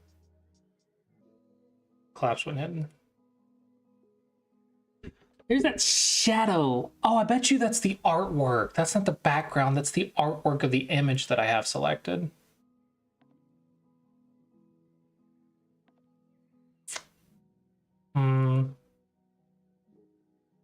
Whatever. Don't know what to do about it. Maybe I should have a different image for mobile and desktop. Maybe that's too much work. Maybe that's too much work. Okay, so we're gonna do insert dynamic data, problem, view problem, current index, slash, problem, view problem, current Smego list, count.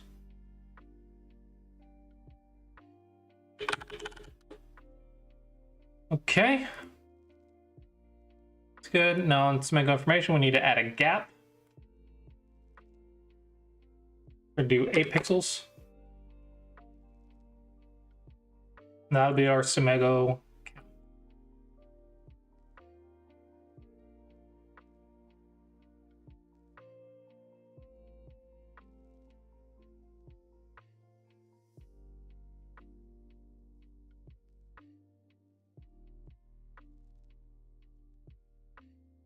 Be beautiful. We need to add an item. Correct event, wrong event. Technically not in the problem view or information window, but still we need to do it, not forget about it. Puzzle index. So next is a hint button. So this is actually going to be hidden at first. So we're going to put an icon. This is going to be down.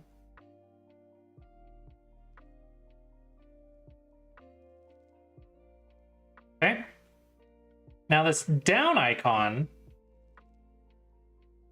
is actually going to show the other buttons. So that'll raise this up.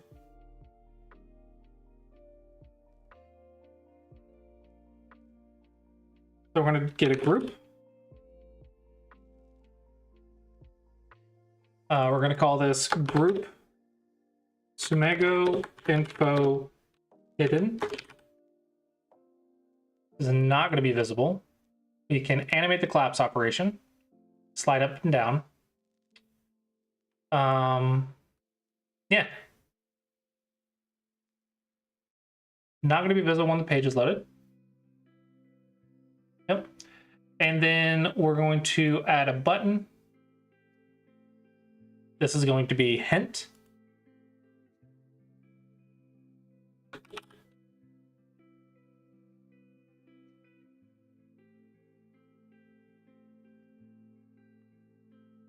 Add and replace.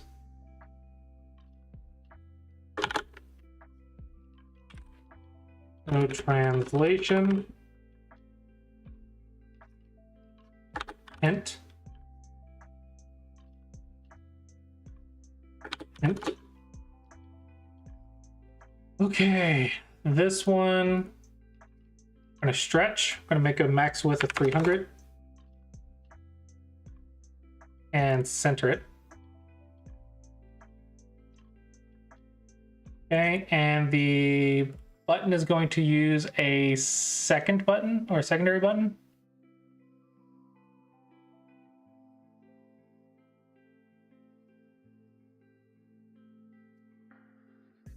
I don't know if I want a flat button. That might be a little much, right?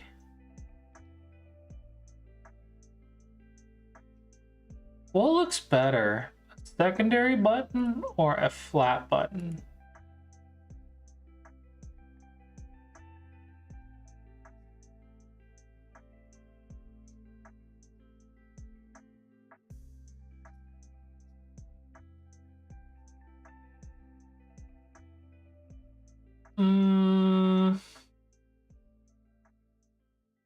Let's try a flat button.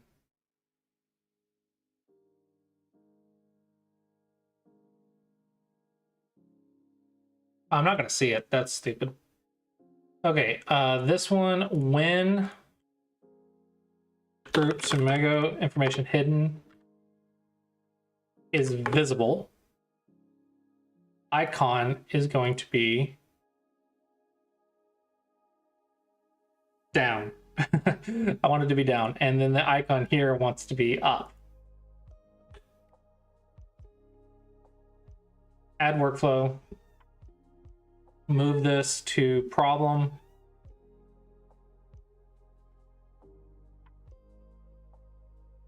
And then this is going to toggle an element. Group, problem, navigation buttons, no. Hidden, Smago info hidden.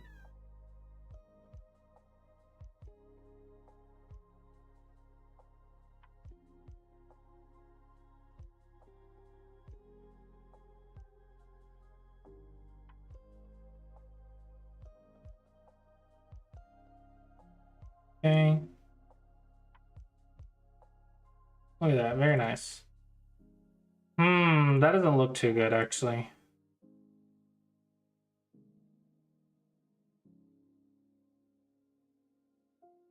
Maybe flat button isn't the way to go.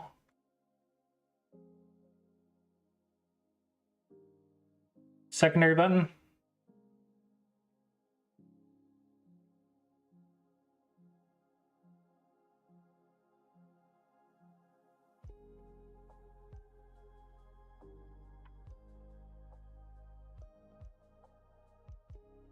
Yeah, let's do that, I guess. Element actions. We're going to, no, custom event, trigger custom event from a reusable element. We're going to trigger Gobon Smago logic, and then we're going to trigger hint. And then we're actually going to hide the stuff because this is going to get really tall with all this stuff. So I'm going to hide it automatically. We're going to hide an element, hidden. Because once you hit the button, you're probably not going to hit another button, right? You're going to want to see the hint.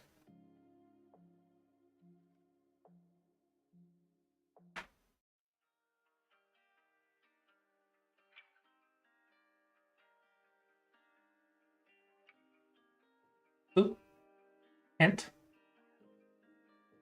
Very smooth. Very, very smooth. Hint.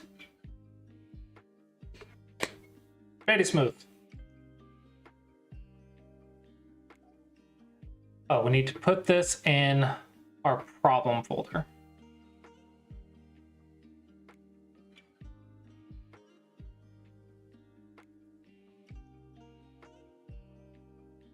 Okay. That's our hint button. Let's do our restart button next, and then we'll do the explore button. So copy. Let's actually copy special. Copy with workflows. Paste with workflows. Let's add a gap. We're gonna say this is 8. This is going to be restart.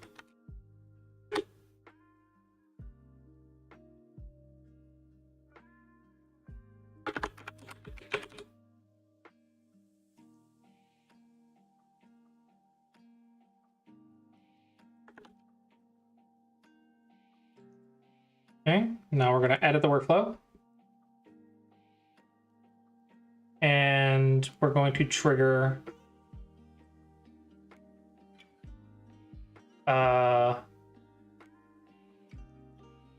restart Smago.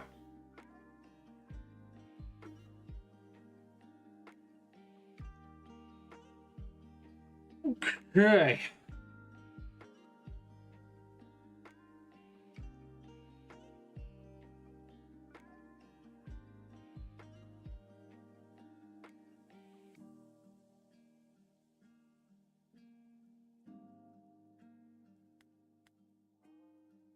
Restart. Did actually test this home button, so let's test that. Okay, very good.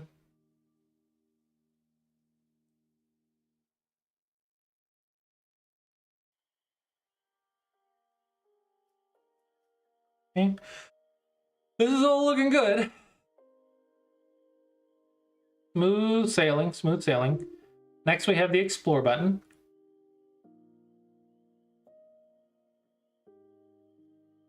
Just gonna copy this, paste.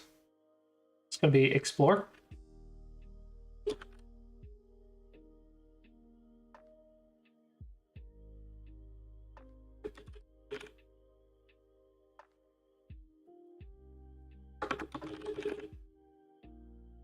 Okay, and now we need our explore window, which I want to say is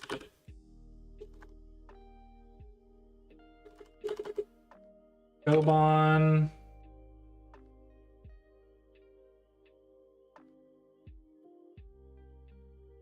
Pop-up Gobon editor.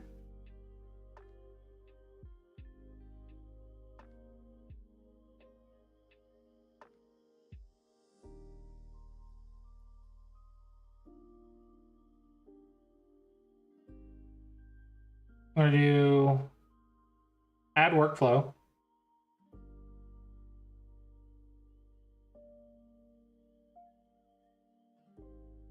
We're going to hide an element, the hidden group. We're going to display the data in the pop-up. I already have a Gobon editor.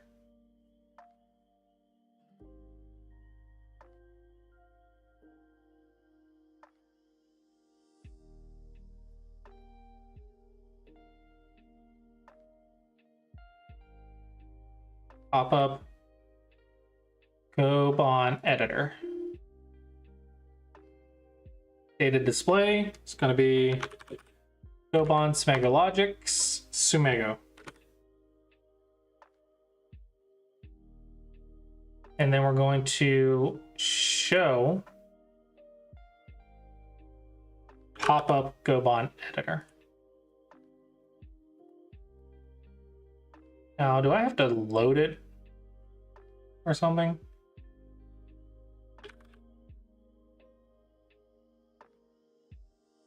Okay, don't need to, I think. Okay.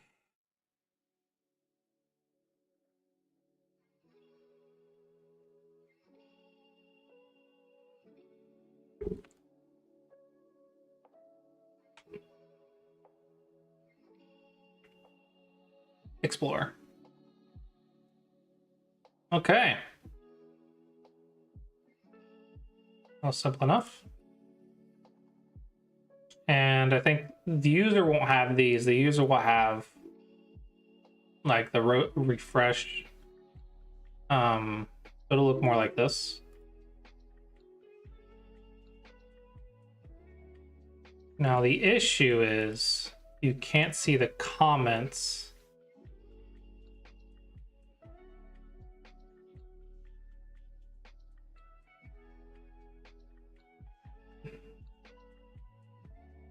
You can't see the comments, and you can't see the branches without scrolling down. But I don't know what to do about that. I'm gonna have to rebuild this whole thing. This is on my to-do list. This is one of my big to-dos that I have to find a day to do. But I need to rebuild this entire thing.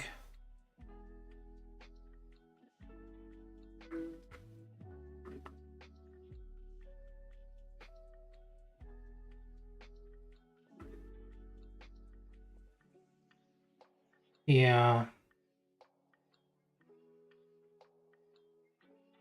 Oh, that's gonna be something.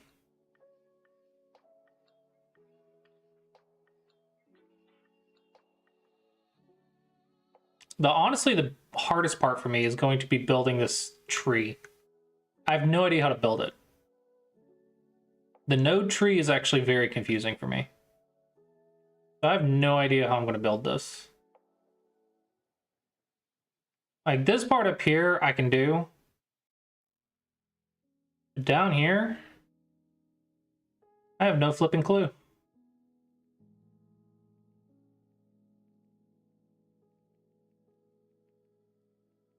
And there's the comment.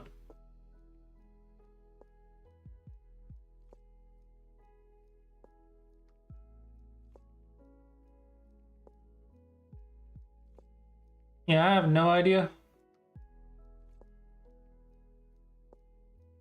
But that's not today's to-do list. So the explore button is done. Next, we need the bookmark button. Okay. So next,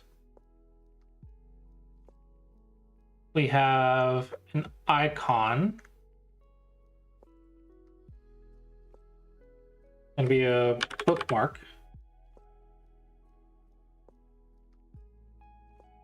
I'm gonna center that.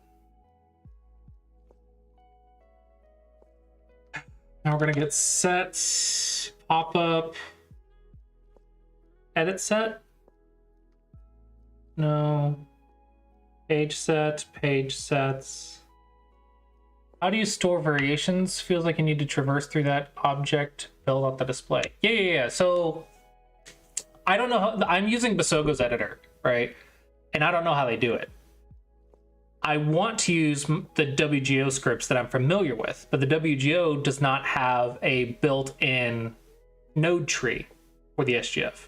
So I have to figure out how to navigate the Kifu JSON class, which does have like child elements and all that stuff, but I got to figure out how to display the child elements in a node tree properly. Like, that's the part that killed me. And the thing is, if it was just a branch and then a branch and then a branch, I could do it. But the fact that some branches push other branches out, that's what gets me. So it's like you have to go all the way down, get the last branch, put it here, then go up, put that branch here, and then go up and put that branch all the way out here or something. I don't know. I might have to chat GPT it, honestly. I'm not sure.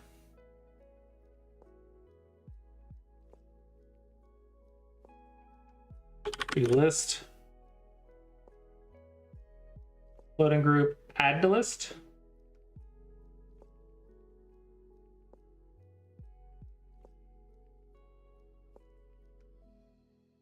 Okay. Let's make this do that.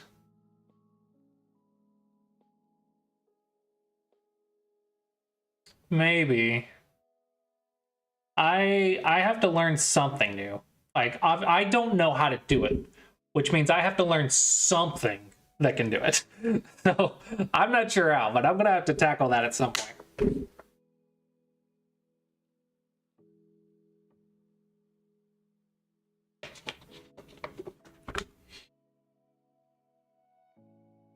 You know, I have to, that's gonna be tricky.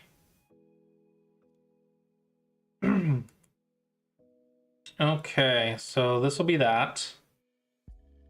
Loading group, add to list. So add workflow. Element actions, hide an element. Hidden. And we're going to display data in an element.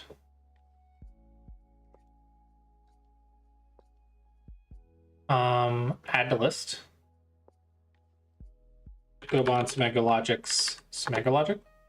Yeah, the Explorer is like really outdated right now compared to the rest of the site. I've been avoiding it because I don't know how to do it. Okay, and then element actions, show an element, loading group, add to list.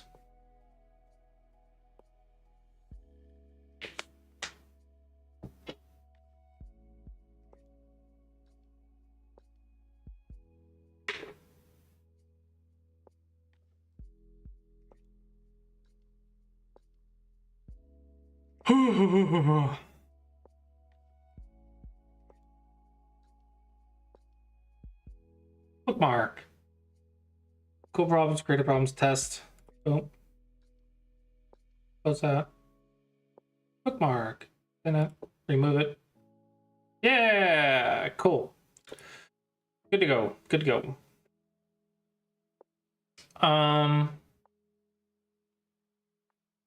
So bookmark is done. Auto next toggle. Let's put that maybe under this. Let's put a button right here. Now this one is going to be a flat button.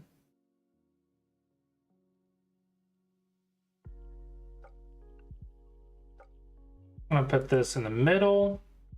Going to be an icon and label. And then it's going to be a square. Insert dynamic data. App text.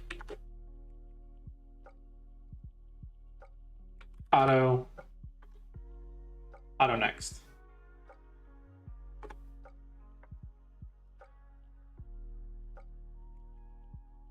Find and replace. Auto translation. Auto next.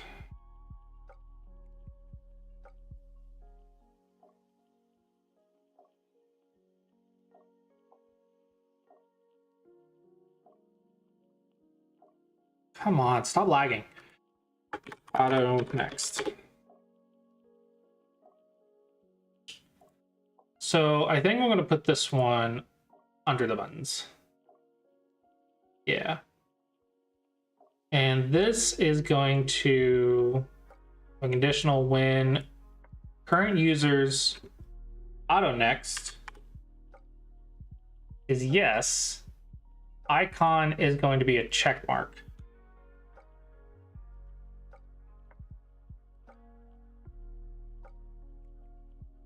Okay. And now when this element is clicked, we're going to toggle, make changes to a thing, toggle the current user's auto next.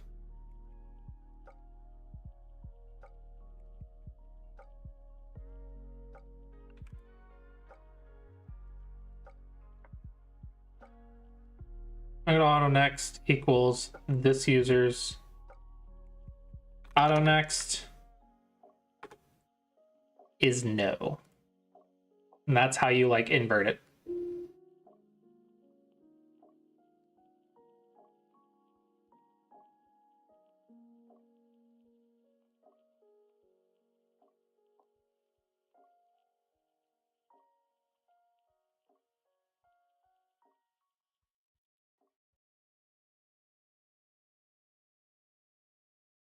Okay, that's working. I wish it was more visible because it does not look good on a dark background.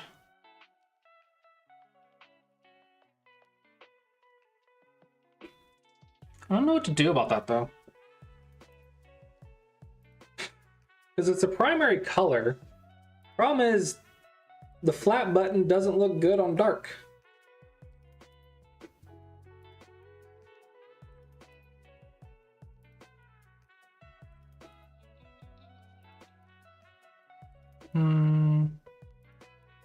I wonder if I should update the flat button.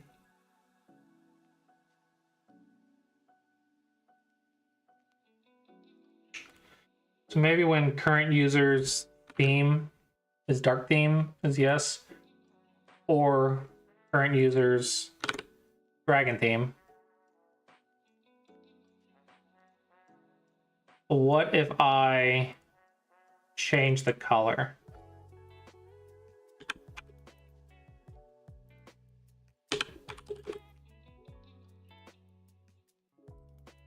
To a different red, to a brighter red.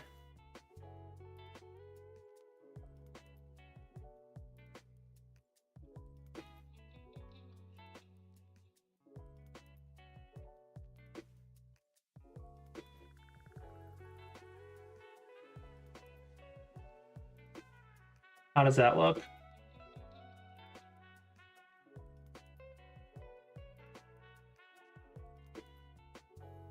That looks better.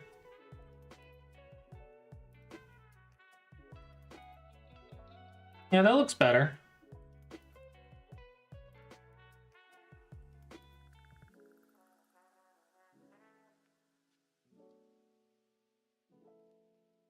We'll leave it at that for now. Maybe if we have better ideas later, we can change it. Okay. So auto next is done. Now we need report problem.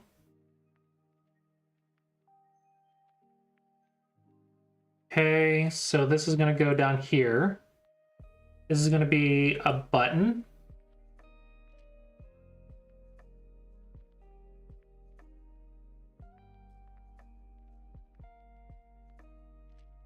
And we're going to make this a flat button.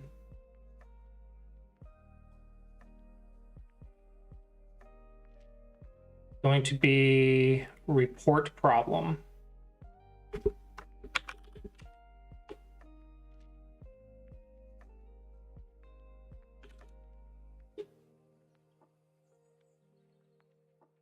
And replace.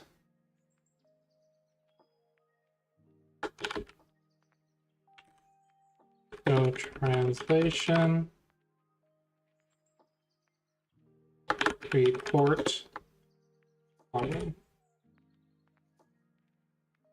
Should be puzzle, but whatever. Too late now.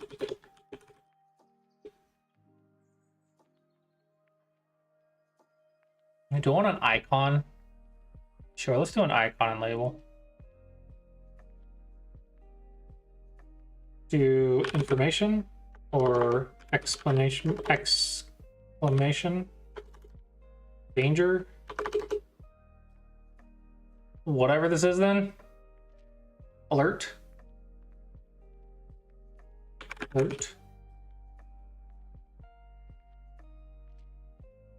Yeah, report problem. Okay, and then we're going to do report problem.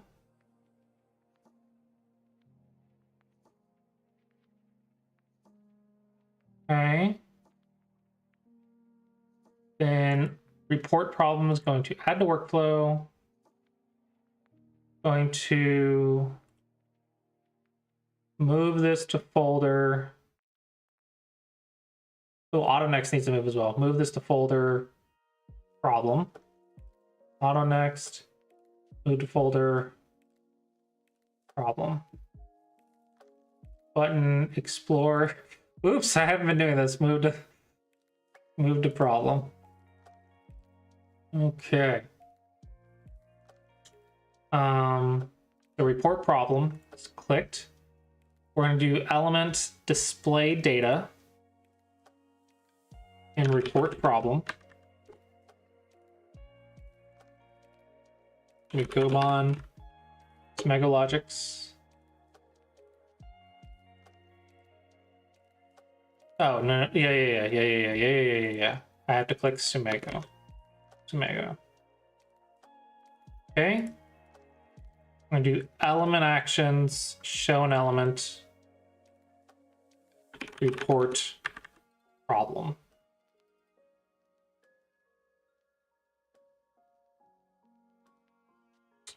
I wonder if I should put report problem in the explore pop-up.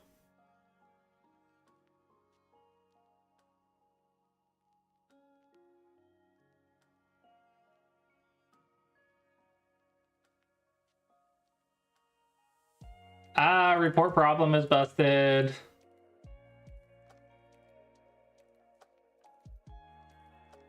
Report problem, edit. You are supposed to be a standard pop-up. Thank you. Standard input.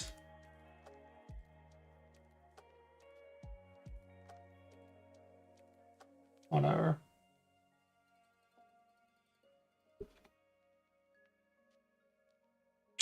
Is it lag o'clock?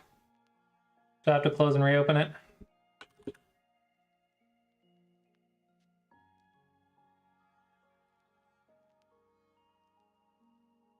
It's getting to lag o'clock. You use bubble too long, it'll start slowing down. So time to close and reopen it.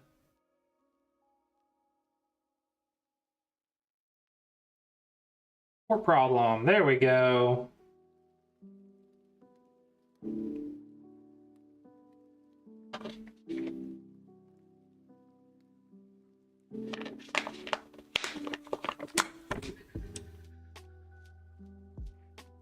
I should also hide this section probably. What if I boom, boom, boom, boom, boom, and then explore and get my information and then report problem, blah, blah, blah, blah, blah. Never mind. Okay, it doesn't clear it. Never mind. Okay, now do I want to keep this? Do I want this to hide? Let's do it. Gotta open bubble again.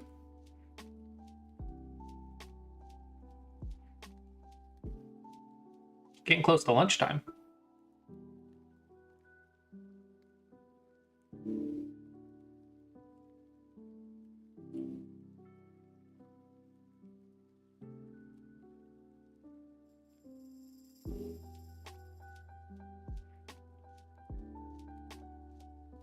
Okay, home, mobile version 3.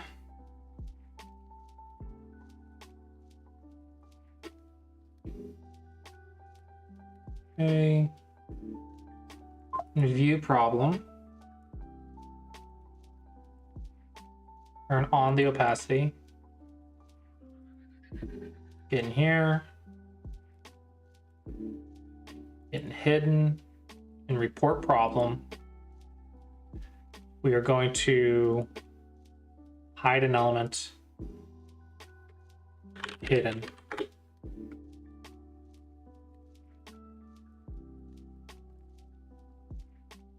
Okay, hopefully that'll feel nice.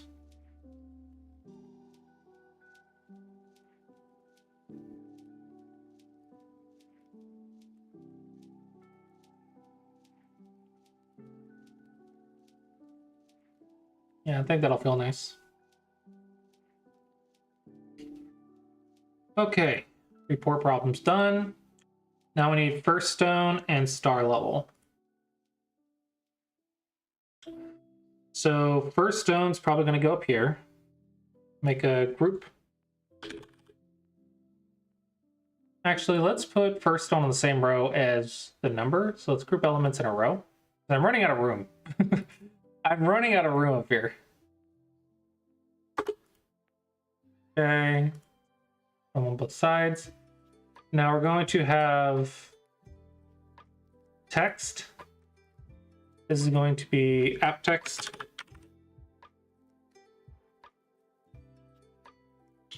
First stone.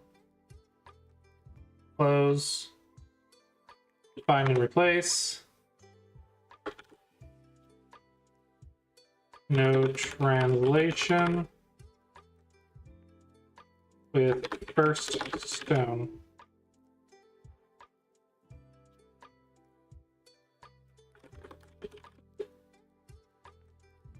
Now we're going to group this in a group into a row container. Okay, this one we're going to fit with the content. We're going to apply gap of 8 pixels, and then we're going to put in an image in here of the stone that you are placing. Okay, so insert dynamic data. Okay, ad break, then I'll use the restroom in the ad break. Current users, image stone black. Okay, and this is going to be, let's make it 30.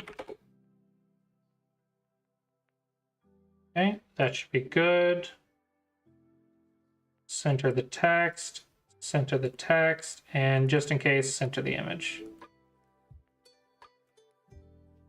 See how that looks.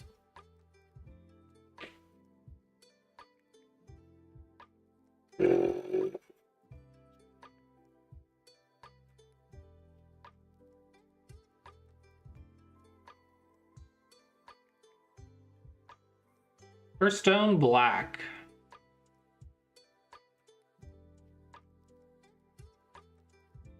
Problem number 1 out of 50.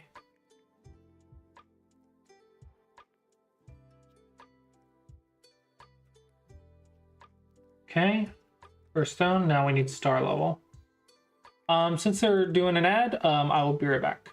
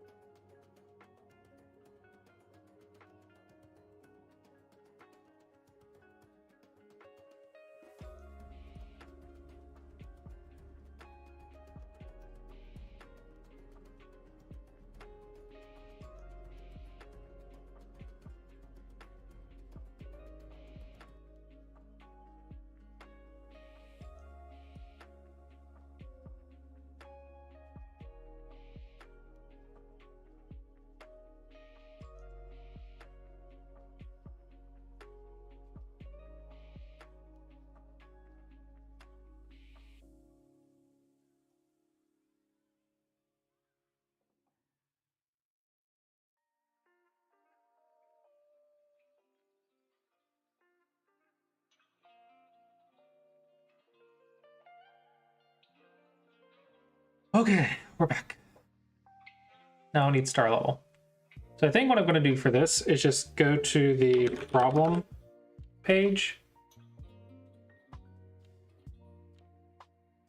Get the problem, get this group level. We almost deleted that. Don't want to do that. Don't want to do that. Let's copy this. Home, mobile version 3.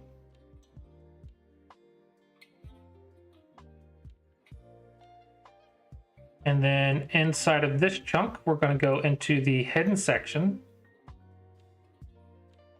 And we're going to paste. Delete that. And then we're going to do previous. Okay, and then we're going to center the stars. Okay, and then the thing, the Sumego is going to be Gobon, Sumego Logics, Sumego.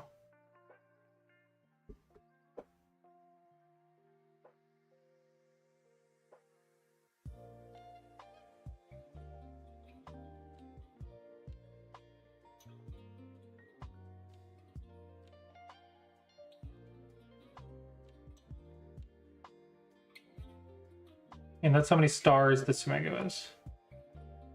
I think it's nice and small, so that's nice.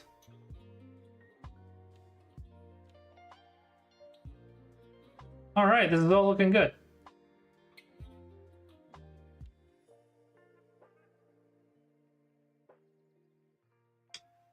Save custom list. Oh dear. Okay. Save custom list. So this is going to be another flat button. I'm going to paste. Move that above report problem. It's going to be save.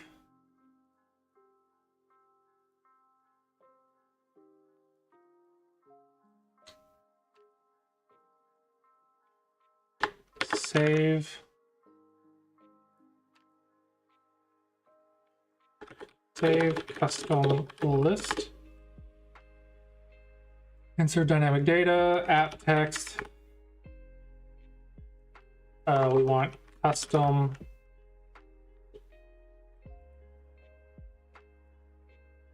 find and replace. No translation. Custom space app text list. Wait.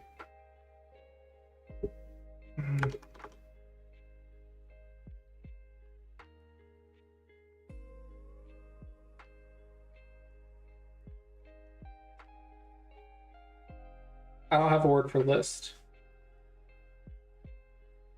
Save custom puzzles. Fine. Save custom puzzles. Find and replace. No translation. Puzzles.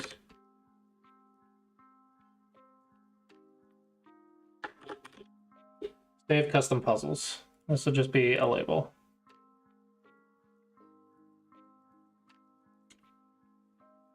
Okay. This is going to be save list.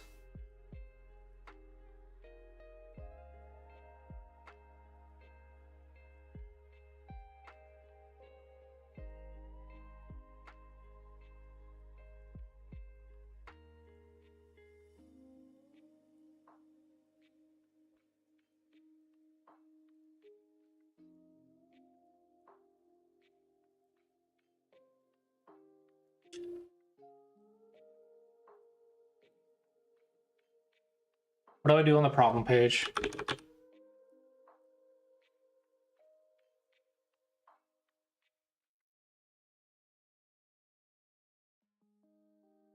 Okay, what do I do on the home page?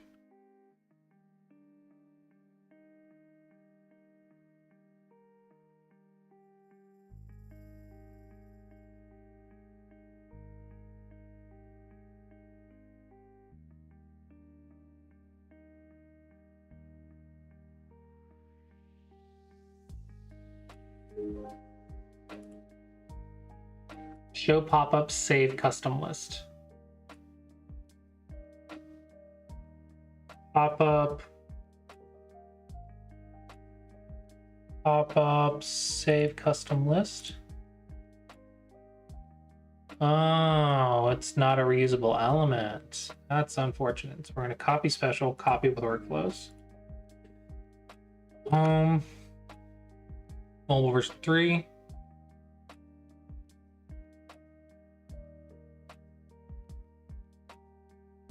Paste with workflows. Okay. And in our problem,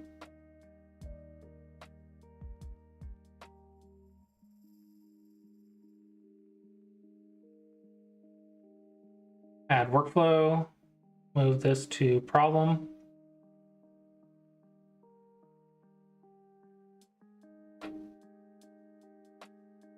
Element actions, display data in a group pop-up. It's going to be save custom list. This is going to be problem custom smego list.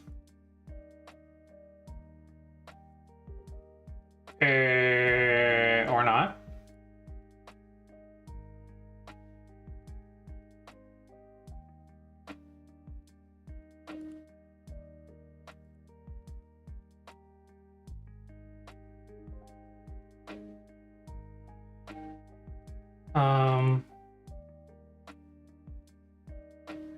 Input custom set name. I'm gonna do when input custom set name value is empty. This element isn't clickable. So I need to do that on the home page too. Trello.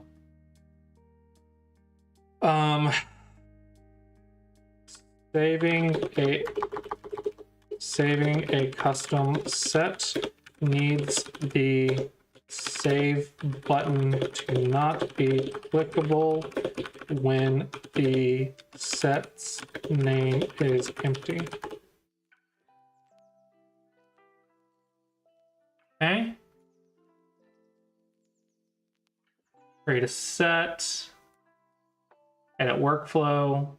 I pop up save custom list. Create a new smego set. Schedule API workflows. Oh. Yeah. Okay. This is going to be problem, problems, current smego list. Okay. That does that.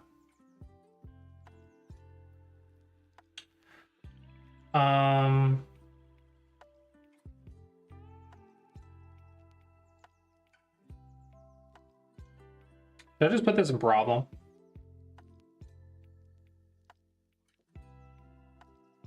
Make a folder, save custom set.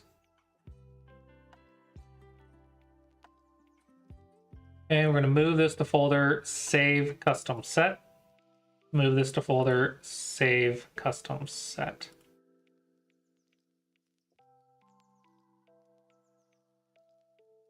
Save custom puzzles. Going to edit workflow. Delete that action. Show an element. Pop up save custom list. There, now you can save the list that you create.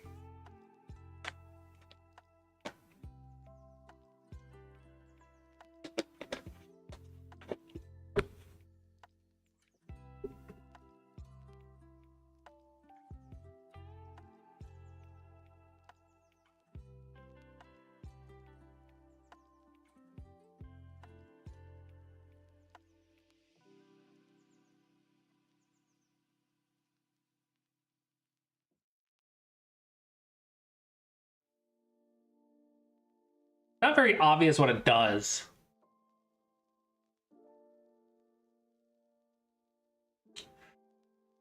I think for now, this is only going to be visible when we get the type from the URL and its user list.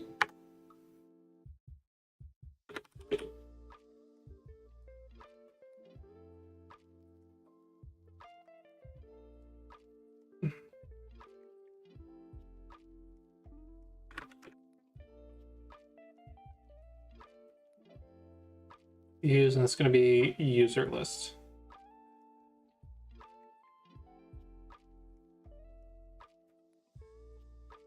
Otherwise, it's not going to be visible. Okay.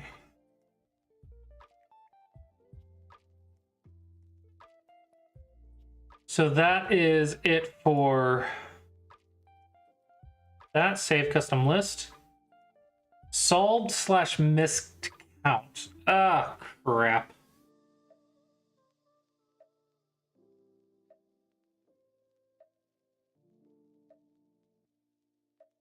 Do I have the space for that?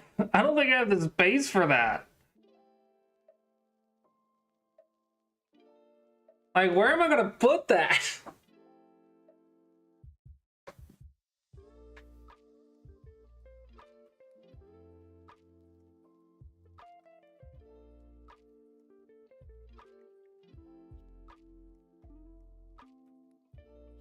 I don't know where I'm gonna put that.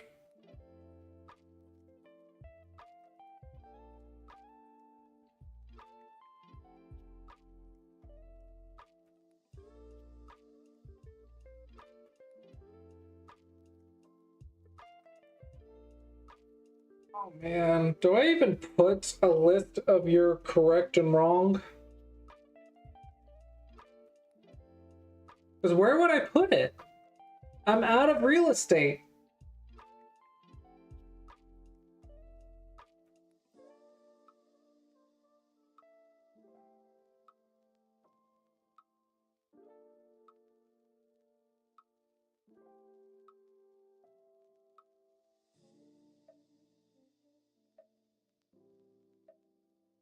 I am out of real estate. I don't know where to put it.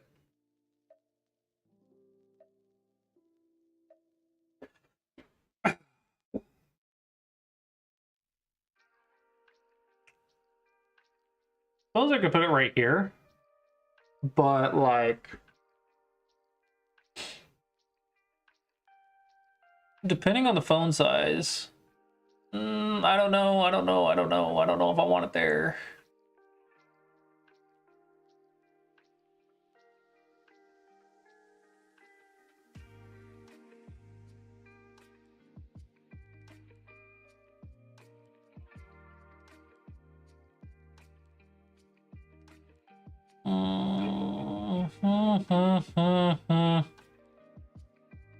Because I gotta put it there, don't I?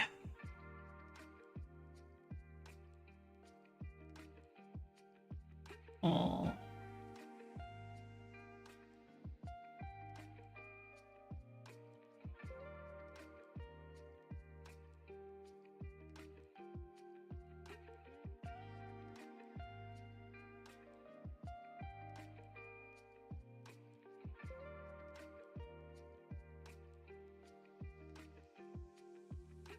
Oh, how important is it? How important is it?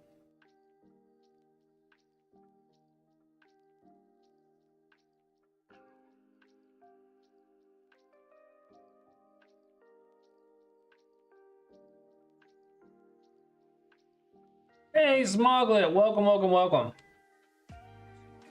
How did the games go today?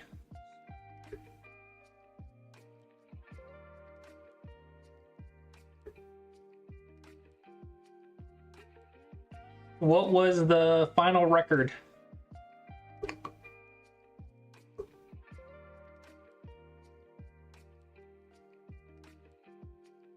You know, we're currently improving mobile's load speed. Right now we're working on the custom sets. So if we go back, See, the load speed of customized practice, capture, double Atari. Next is much faster. Level 0, start. It's much faster. Yeah.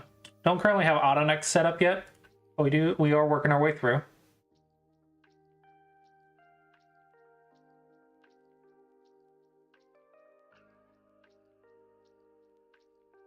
And then we're getting all the information of the puzzle displayed for mobile. Okay. I don't know if I want the solved missed count. I know some people use it on desktop, but I'm really hesitant to use it on mobile because I would probably go right here, but that would push this up even more. We're getting really close to the Go board. So I don't know if I have room for it.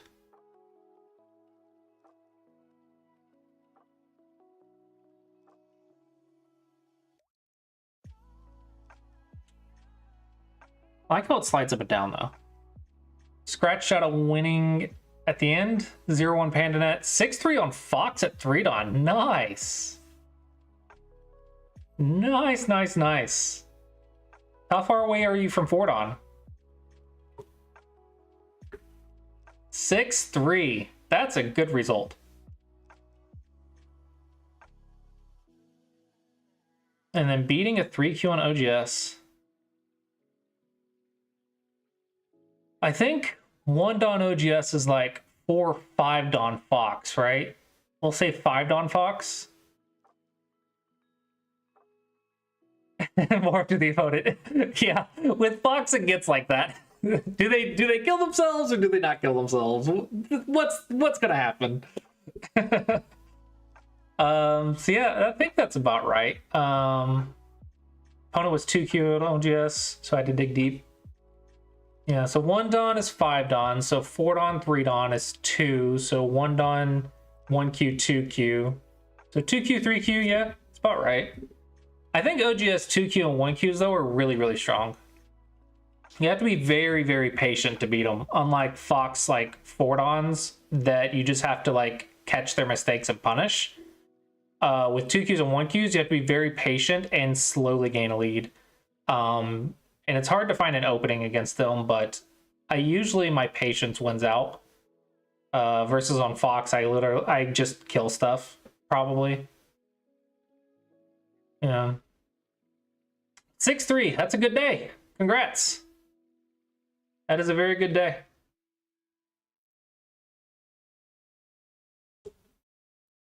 Yeah, I will be back DoorDashing tomorrow, so I'll be able to half pay attention to your stream tomorrow. Today I was coding, so I wasn't able to listen in. Tomorrow, though, 7-7 now after Crash Out Friday. Yeah, Friday was unfortunate. But it happens. It happens. Some days are good, some days are bad. Yeah, I'll be able to tune in tomorrow when I get back to it. You're kind of like my Go ASMR while I'm driving. Just listen to your stream while I'm driving. Dude, nailed the Semego today, and you went 6-3 in your games. Nice. Very good result today.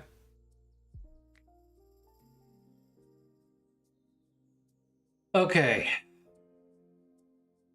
I don't know why it's scrolling. I don't know where that's coming from.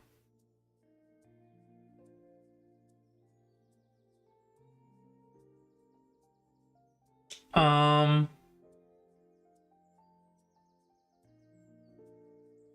just don't know if I want to add this right now. The solved miscount.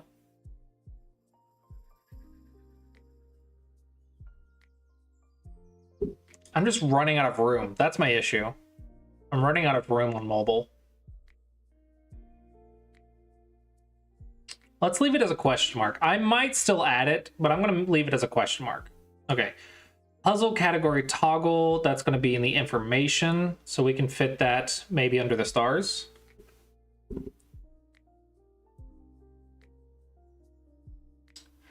Yeah. So I think, especially at single digit cube, people don't realize the amount of time that it takes to improve a rank.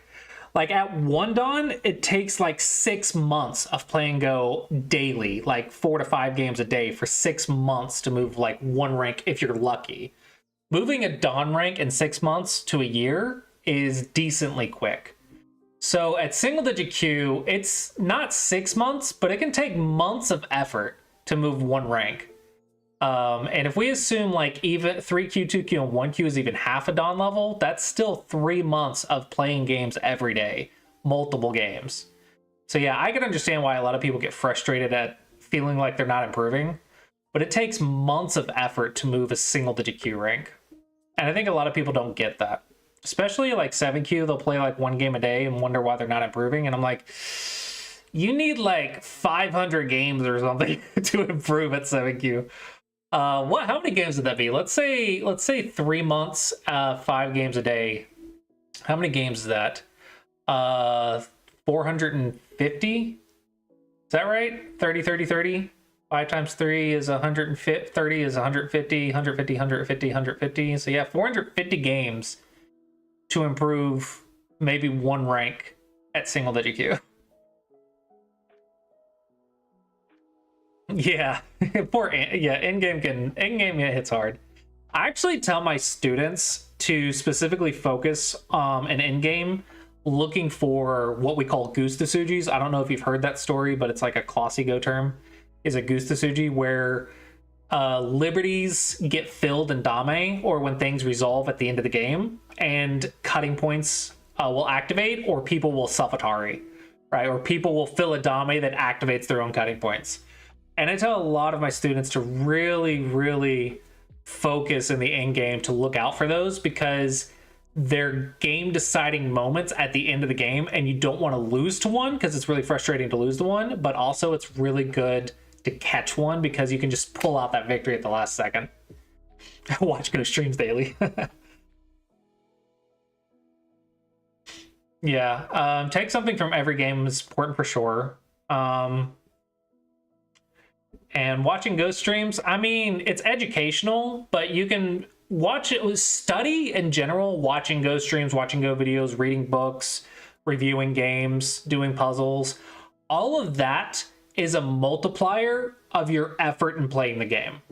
So if you're playing 5 games a day and you watch a tutorial stream or watch a Dawn player play, watching me is going to do nothing for you. I'm sorry. I'm just coding. So watching me code is going to do nothing for your Go game. Watching me play games might do something, but watching me code is going to do nothing.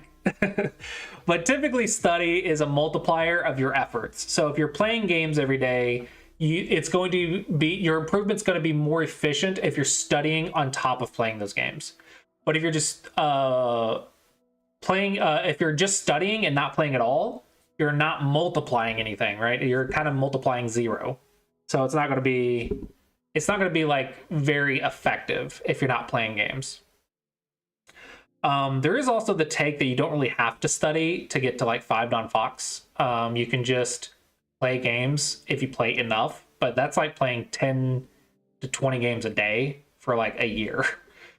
So technically, if you're learning something from every single game and you're doing your Go problems while you play, like in the game, you're solving them, you can technically get to 5 Dawn in a couple years by playing like 10 to 20 games a day for like a couple years.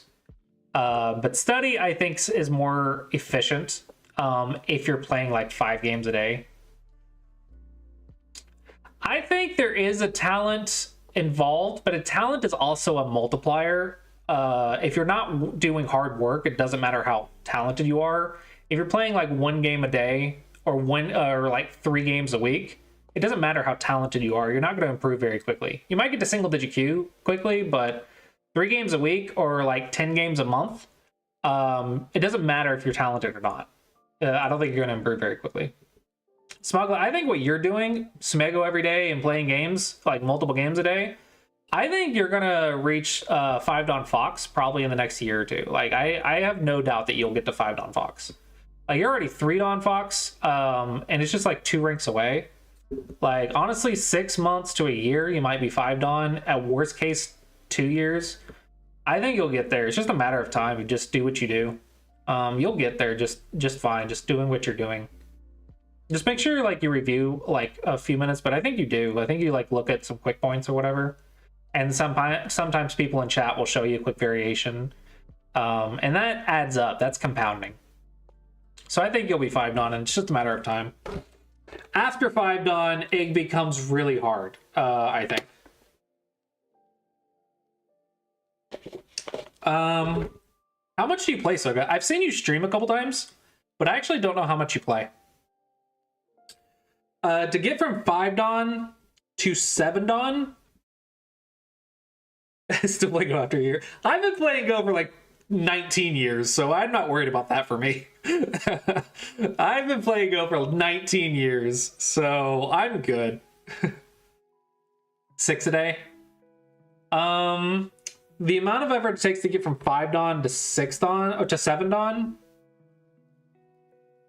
or maybe 5 dawn to 8 dawn, is about the amount of effort it takes to get from 30Q to 5 dawn. So, it's not easy. The reason is because to get to 5 dawn, you either need really good fighting or really good basics. And I'm a basics type player. To get to 7 dawn or 8 dawn, you need both. Right? So to get from 5 dawn to 8 dawn is an insanely more difficult jump to get from than get from 1 dawn to 5 dawn. I think it's much more difficult. Yeah, I mean, probably 6 dawn is any time now, within now and 6 months, maybe any time. Getting to 7 dawn, from 6 dawn to 7 dawn, I don't know, you're playing 6 games a day. You could do it in a year. Might be possible in a year.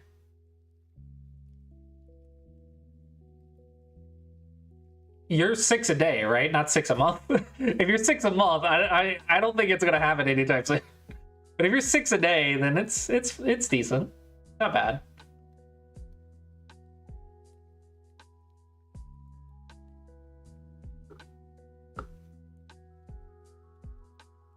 I mean, I'm 6th on Fox. And I barely play, right? But 19 years is 6 a year? How are you not D-ranking at this point? Like, I've lost a rank in AGA because I didn't keep up with the overall average of skill. Because the overall community has improved 1 rank since AI. Because reviewing with AI and everyone is studying with AI, and then teaching Q players what they've learned, and then Q players kind of learn with AI. The entire community has gone up 1 rank. So I've D-ranked. So if you don't keep up with the community, you'll fall behind. I don't think you'll ever like go back to Q level if you're 6th on, 5 on. You'll never go back to 1 Q Fox, but yeah. Yeah, so those of us that like are not playing every day, but only playing occasionally, yeah, it sucks for us. I still play every now and then though, so I probably still play like 100 games a year. I think that's why I'm still able to play at 5 dawn, 6 dawn Fox. And especially when I like go to tournaments. Tournaments are really, really good for you. So like the in-person tournaments, going to those are really good for you. They really, really help you play and improve. Especially if you get the tournament games reviewed by a pro or like an 8 dawn, it's really helpful. Going to Finland, fun. What makes you, why are you going to Finland?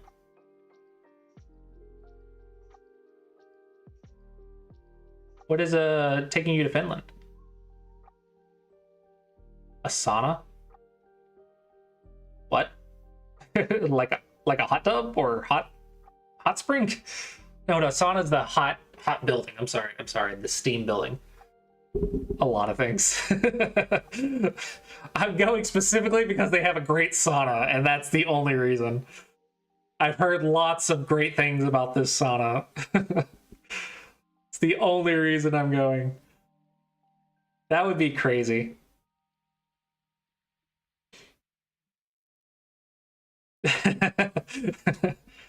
Yeah, Europe has a much better Go scene than America.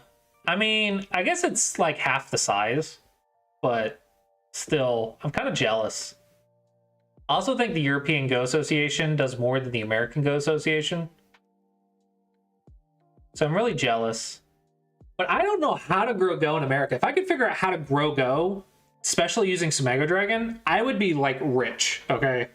If I could grow Go in America and get like an average person to play Go through Sumego Dragon and just get thousands of people doing it, I'd be rich. I would make so much money. Sumego Dragon can scale so well to like thousands of users and subscribers, but like I just can't get it to grow. I mean, I'm growing a little bit.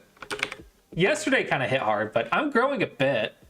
I got like 12,000 views, or I hit 13,000 views yesterday. That's nice. 13,000 views in the last 30 days, 600 users. If I could somehow multiply this, you can see my views per user is higher than average, but my active users is like really low.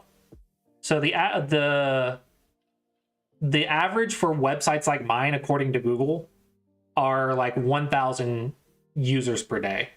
But my users are a lot more views than average. So I'm way above average for views. So if I had 1,000 users per day, this would be insanely high. And then I would be making quite a bit more money. The average user time engagement per user also went from like 12 minutes to 13 minutes. So that's nice. So it's definitely been going up. Especially with the Play Online, 1.4 thousand views and Play Online page. People have been trying it out, which is nice.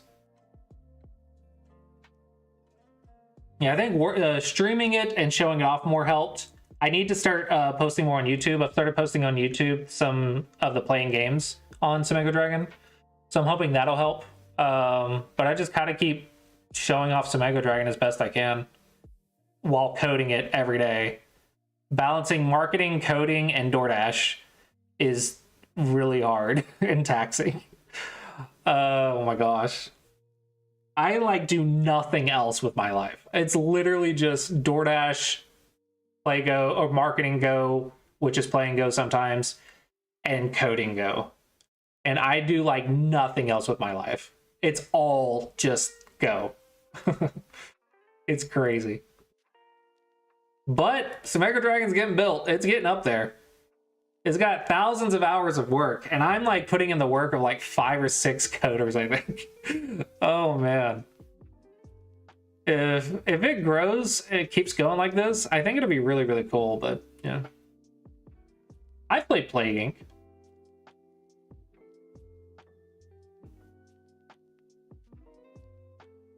Yeah. That is an interesting concept because I've played Plague Inc. as well, so it reached a lot of people, but they quit like after like 1 or 2 rounds. Like I quit after playing it for like 1 or 2 rounds, and I was like, okay, that was cool, and then I'm done, and I never touch it for like a year. Maybe I'll pick it up once a year or once every couple years to play 1 or 2 rounds. So it's really funny.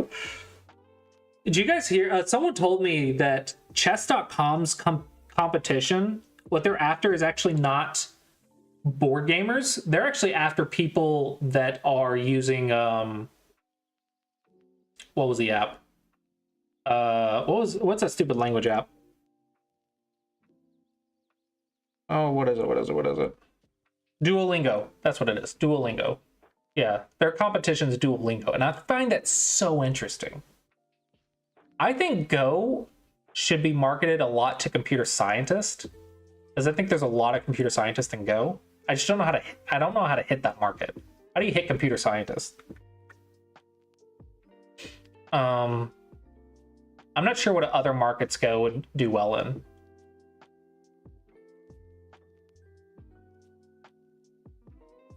Hello, Catigo.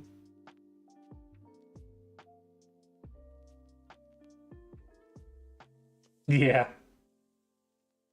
Yeah. I remember how that app got so many downloads during coronavirus. That was so funny. Oh my gosh. There are like so many companies that took off during coronavirus, like Zoom calls.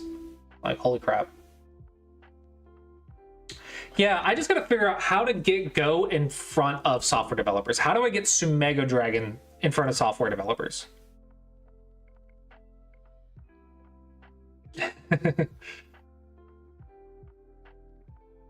Yeah. If I can get Sumego Dragon in front of software developers, I think it'd be really, really, really profitable.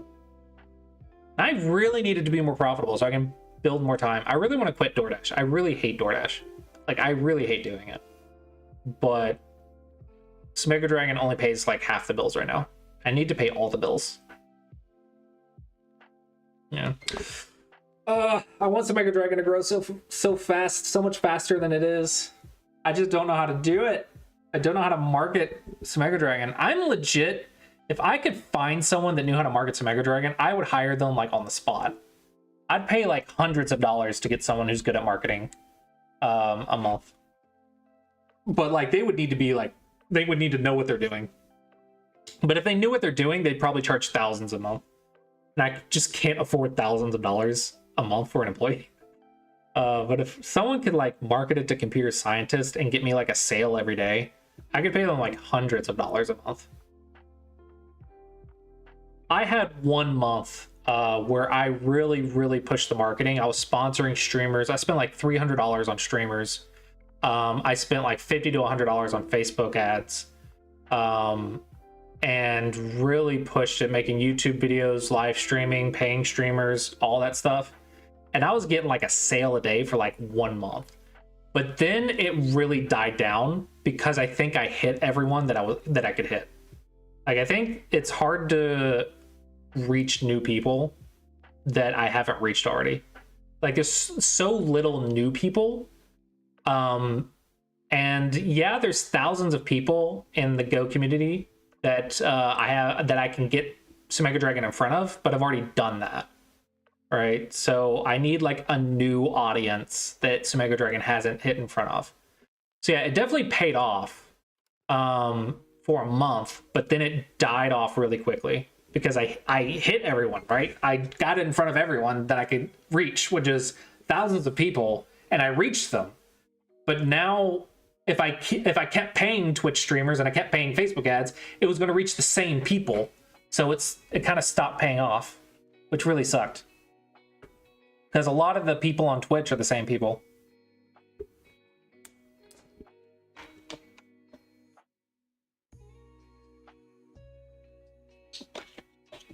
I wonder where computer scientists hang out. One thing I'm wondering...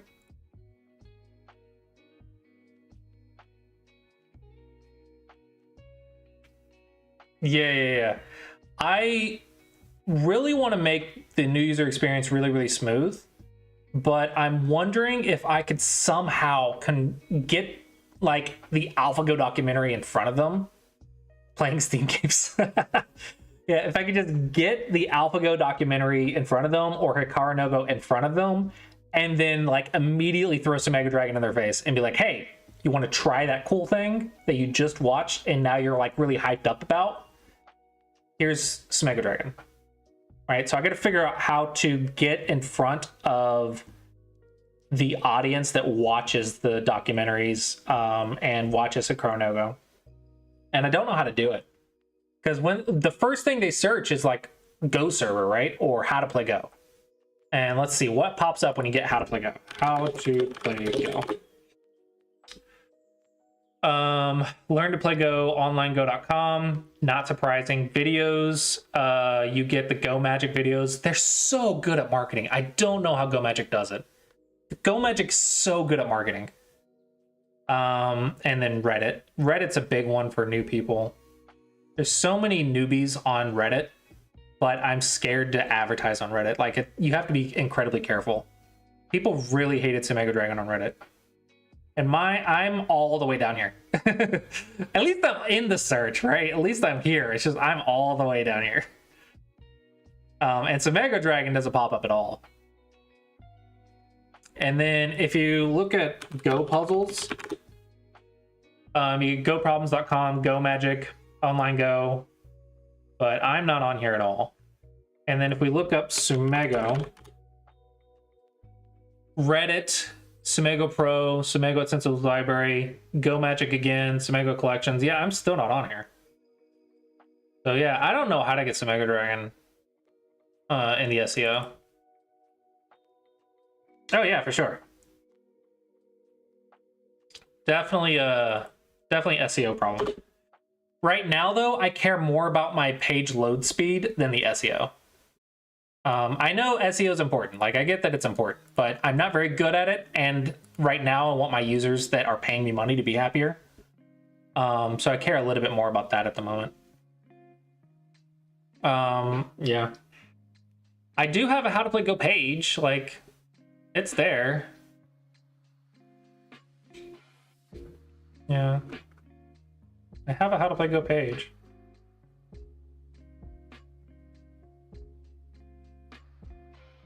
I know SEO doesn't take parameters very well though, do they?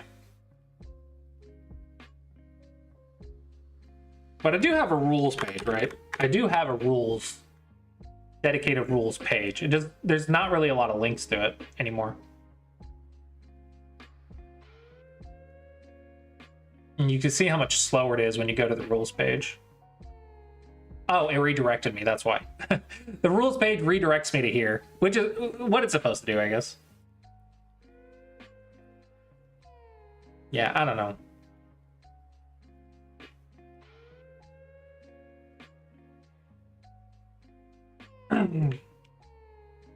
Yeah.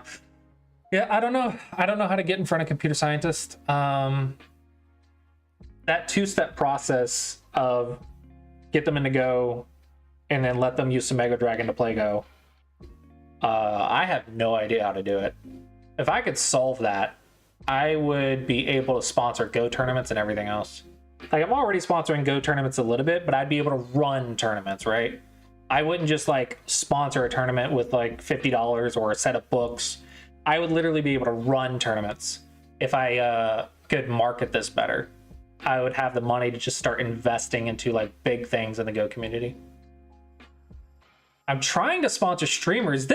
One thing that really sucks is I'm trying to sponsor streamers, but they're not really interested in sponsorship. A lot of them are just casually playing Go and they don't really care about sponsorship. Like they're not playing Go for the money, right? So even a bonus like $50 to $100 a month, they just wouldn't really care. I mean, I could throw like $200 a month at a streamer, but the only one who's worth that would be like Bats. Everyone else, like, they just don't have the views to justify like $200 a month. And then it's also reaching the same people again. I don't know. If I could solve it, I would definitely pay more money for it, but I don't know how to solve it. Okay, what's next on my little to-do list? Puzzle category show hide. Yeah, that should be easy enough. Let's put that under the stars.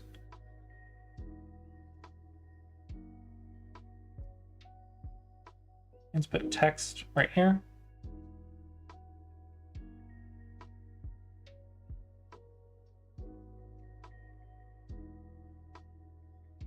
Puzzle rushes, yeah. I love Puzzle Rush, man. It's such a fun feature. It's been dying in popularity, but it's still pretty popular, but it's nothing compared to like the daily challenge, you know. The amount of people that do the daily challenge is or load it much higher than people do in Puzzle Rush. But I really think Puzzle Rush is such a fun feature. I think it's really fun. I need to figure out how to make it more community based, like the daily challenge. People are constantly talking to each other about daily challenge results, like how did you do in today's daily challenge? But people are not being like, what's your high score on Puzzle Rush, right? Or what's your high score this month on Puzzle Rush? It just doesn't have the same like communication, I guess. And I don't know really, how does chess do it, right? Why do people talk about Puzzle Rush scores at chess, or do they even do that? Maybe it's just like there's just enough people in the chess community that enough people like it. Yeah, I think it's a really fun part of the site. I think Puzzle Rush is really, really cool. I worked really hard on it to reduce the lag.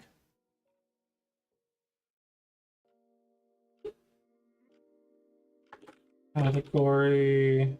Let's not do that. Let's just do their expression. Insert dynamic data. Gobon. Megalogic. Sumego. Category.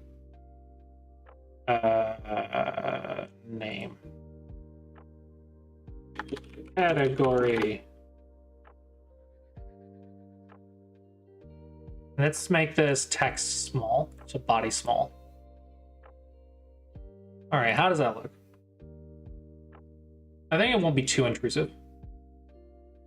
I really like what I'm doing with this bit right here, like this slide up, slide down. I think it's really cool. And we got capture. There's the category right there. Okay, I think it looks really good. I think it's good. So we're doing that. So now we need to do the correct event and wrong event. Basically, all they're going to do on the custom user list is literally just go next if it's correct or wrong, like or correct. Maybe just auto go next when you get it correct. I wonder if I should add like something else besides the check mark to show that you got it correct.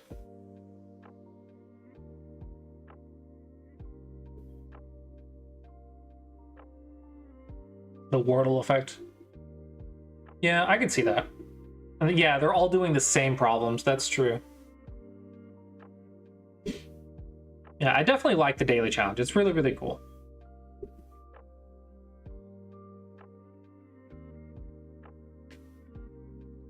How many people check out the leaderboard? Here, one thing that kind of sucks about the analytics, I need to make my own analytics because Google Analytics doesn't catch my parameters. So in the dashboard, it has 4.8 thousand views. I don't know how many of these views are like leaderboard or campaign or any of that anymore. Like even the challenge down here, that's all mobile. Reveal OGS, that's me. So I gotta make my own analytics soon. I need to add that to my Trello board. Maybe somewhere up here. Yeah. Make my own page analytics. That way I can like measure what pages are actually more active, because this just doesn't show the parameters anymore. Yeah. Mobile 895 versus desktop 4,631. So 39% of people are on the desktop main page versus only like 7.5% are on the mobile homepage. Active users 147 versus 332, so almost double the people on desktop. Yeah, almost double the people on desktop. Huh, this is interesting. Mobile is... Oh, that's because mobile has the parameter home. Then you get puzzle onboarding. But looks like dashboard is 11 minutes. OGS game, look at that. 33 minutes. That's doing great. Only 35 users though, which is unfortunate, but I don't know, 10% of people are playing games for like 33 minutes. It's not bad, I guess. Better than OGS. OGS has what, like 3,000 to 100 games? So like, what is that? 1% of people are actually playing games live? That blows my mind. That blows my mind that only 1% of people are playing live games on OGS. Yeah, I think 10%. For now, that's acceptable.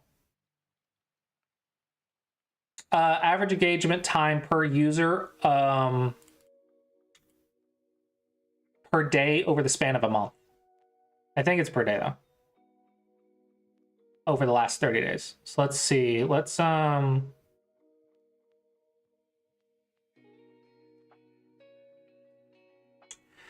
Do this.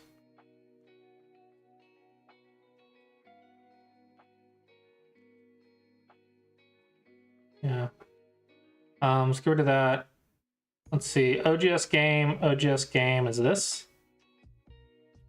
So it looks like 46 minutes on November 8th, 20 minutes on November 9th, 25 minutes on November 10th.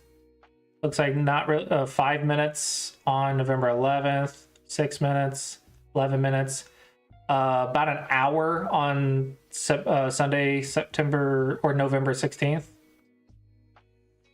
19 minutes, 20 minutes, 57 minutes, 5 minutes. I wonder if these are me. I wonder if these are me.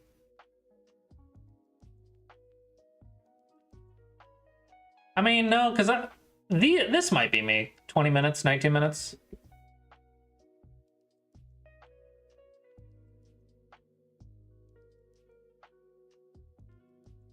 I don't know. It's definitely got spikes when people play games. Review OGS. Reviews are mostly me coding it, right? That's the problem with that.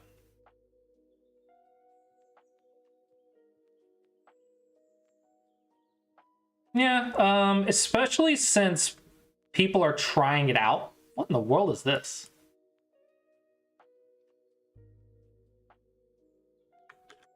Just in case I'm opening this in a new tab over here.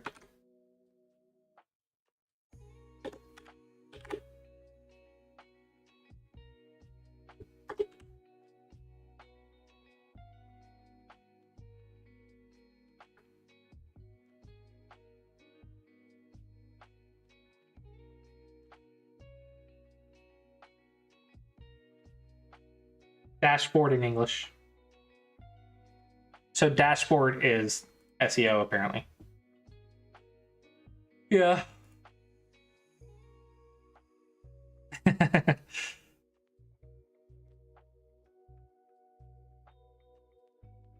What is this one? How am I getting these in alternate languages? What in the world?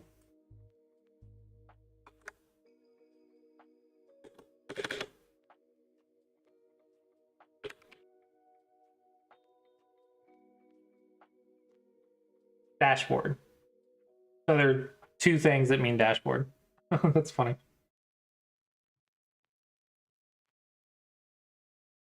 Where's Puzzle Rush? Here it is. Puzzle Rush, 73 users, 11,000 combined views. Okay. Views per active user, 35. So the... Oh, no, sorry. Views per active user, 2. So 73 people do 2 and then 4 minutes at a time. That makes sense. They just do one Puzzle Rush and then move on. So yeah, most people are just doing one Puzzle Rush at a time and then moving on. Makes sense. 1 to 2 Puzzle Rushes, I guess. I guess this is like 2 Puzzle Rushes, right? Because you might get 3 strikes and have to restart. Yeah, 73 people, maybe twice a day, 2 rushes a day.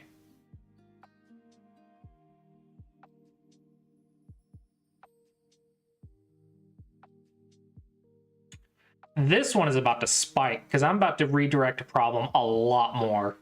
So this is about to spike like crazy, and hopefully the active engagement time will go up. Yeah, 33 minutes. I think it's really good. Who is using the review page? It says 18 people are using it 340 times. Who's 18 people? I know I'm one of them. I don't know who that is. This page is hidden right now. So I don't know how these people are finding it. Yeah, this one I want to have... It's gonna a lot of views, but it's gonna always be less views than the OGS game, which is important because you have to play the game before you can review it. But this one is just not ready yet. It's got a ways before it's ready. It's gonna be like an entire version. It's gonna be like version 4 when it's ready with AI. But I do have I am getting permission for the OGS AI I'm working out a deal with them, so subscribers on Sumego Dragon will get access to AI without having to subscribe to OGS. Yeah. Yeah, Sumego Dragon subscribers will have AI reviews.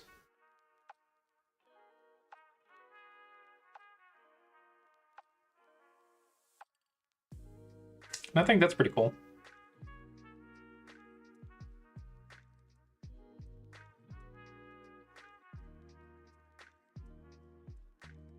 Okay, what was I doing?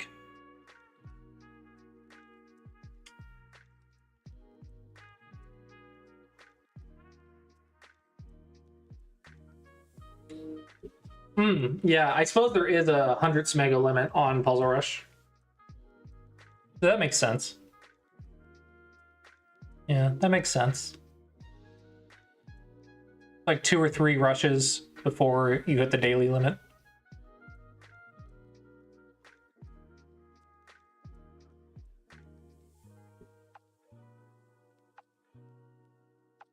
I know a couple people that like love doing Puzzle Rush, and they do it like a lot.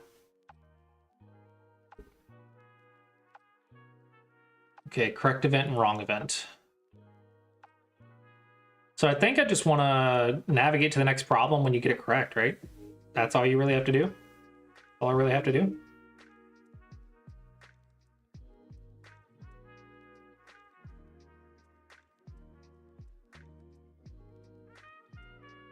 Okay, so problem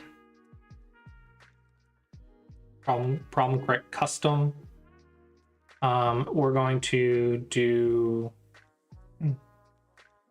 set the state of an element. This is going to be problem.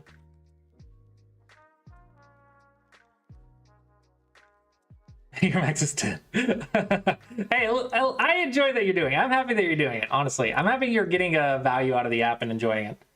Like, I don't care if you like never get like super strong. I want you to improve using the app, but I care more about you having fun playing Go using the app.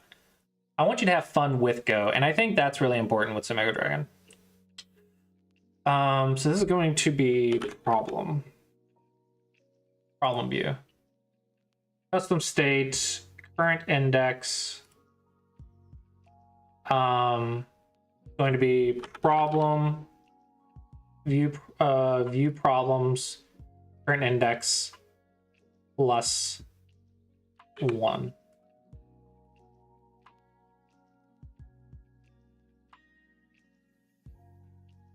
Okay, and then we're going to terminate this workflow when problems current index is greater than or equal to problems. Hey, thank you for the follow, Caddy Go. Welcome. Current Sumego list count. That way you can't go like more than the index can't go higher than the list count. And then we're just going to load the problem.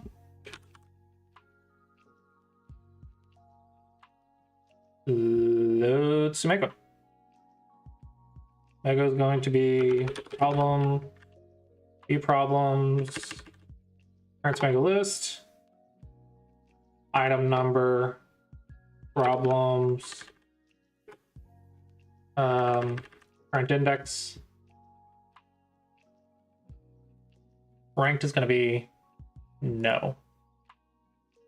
And this is only going to happen if current users auto next. Only if we have auto next turned on will it go to the next problem after you get it correctly.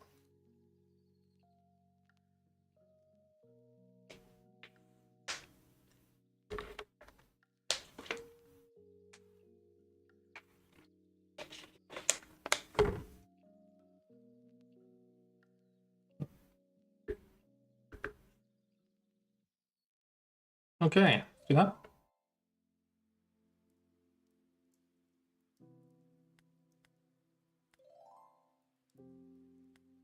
lagged for a second at the start.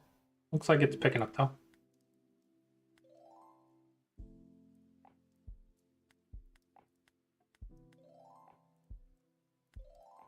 Alright, okay. If I get one wrong, doesn't. Restart. Okay. And we're not going to do anything in custom when you get it wrong. Not right now, anyway. We're not going to worry about it. So the solved miscount, I think, is optional. So I will convert that to a card. And I think I'm going to think about that one a little bit more. But problem view information window and customized practice is done.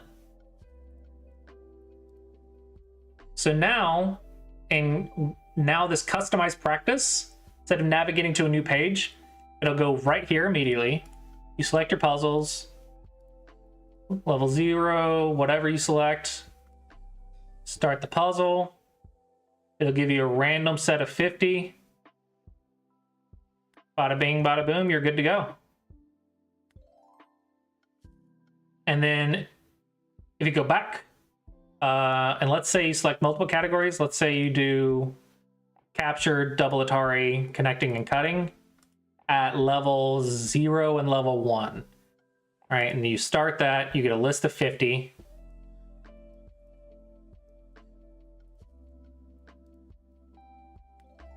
Okay.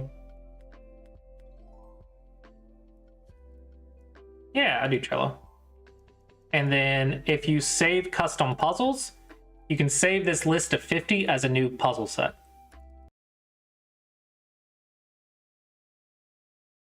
Or you can just click go home. So customized practice is updated.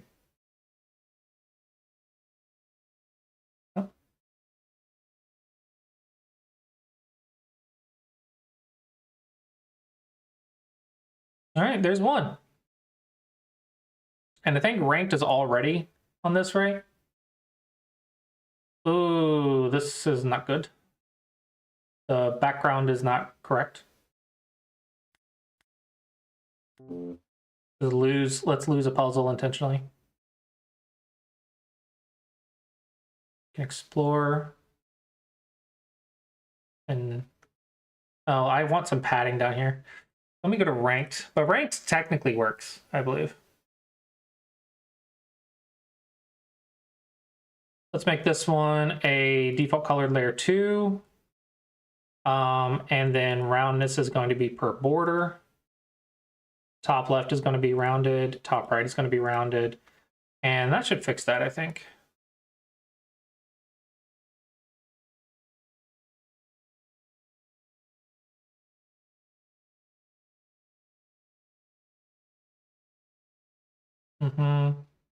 Let's say I get one right. What happens?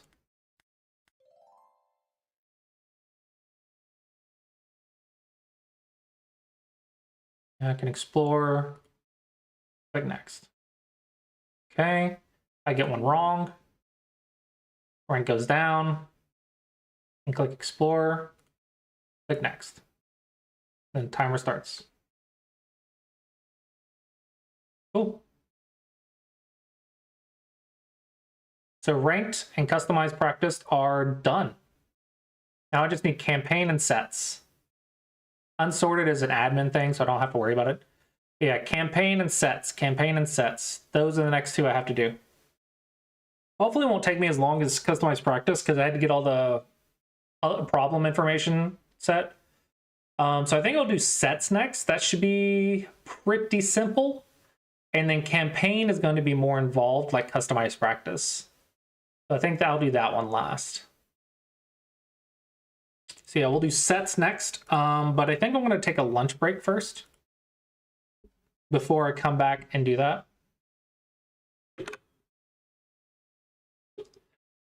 Because I do gotta eat, otherwise I will code all day and forget.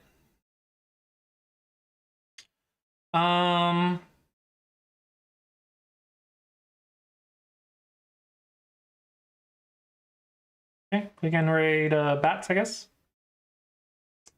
So thank you guys for sticking around. Be sure to check out Samego Dragon if you want to follow along with the app and, you know, use it. the thing that I'm working on this whole time. But hopefully you guys enjoyed the stream. Thanks for stopping by and hanging out and chit-chatting, and I will send you guys the bats and see you guys next time.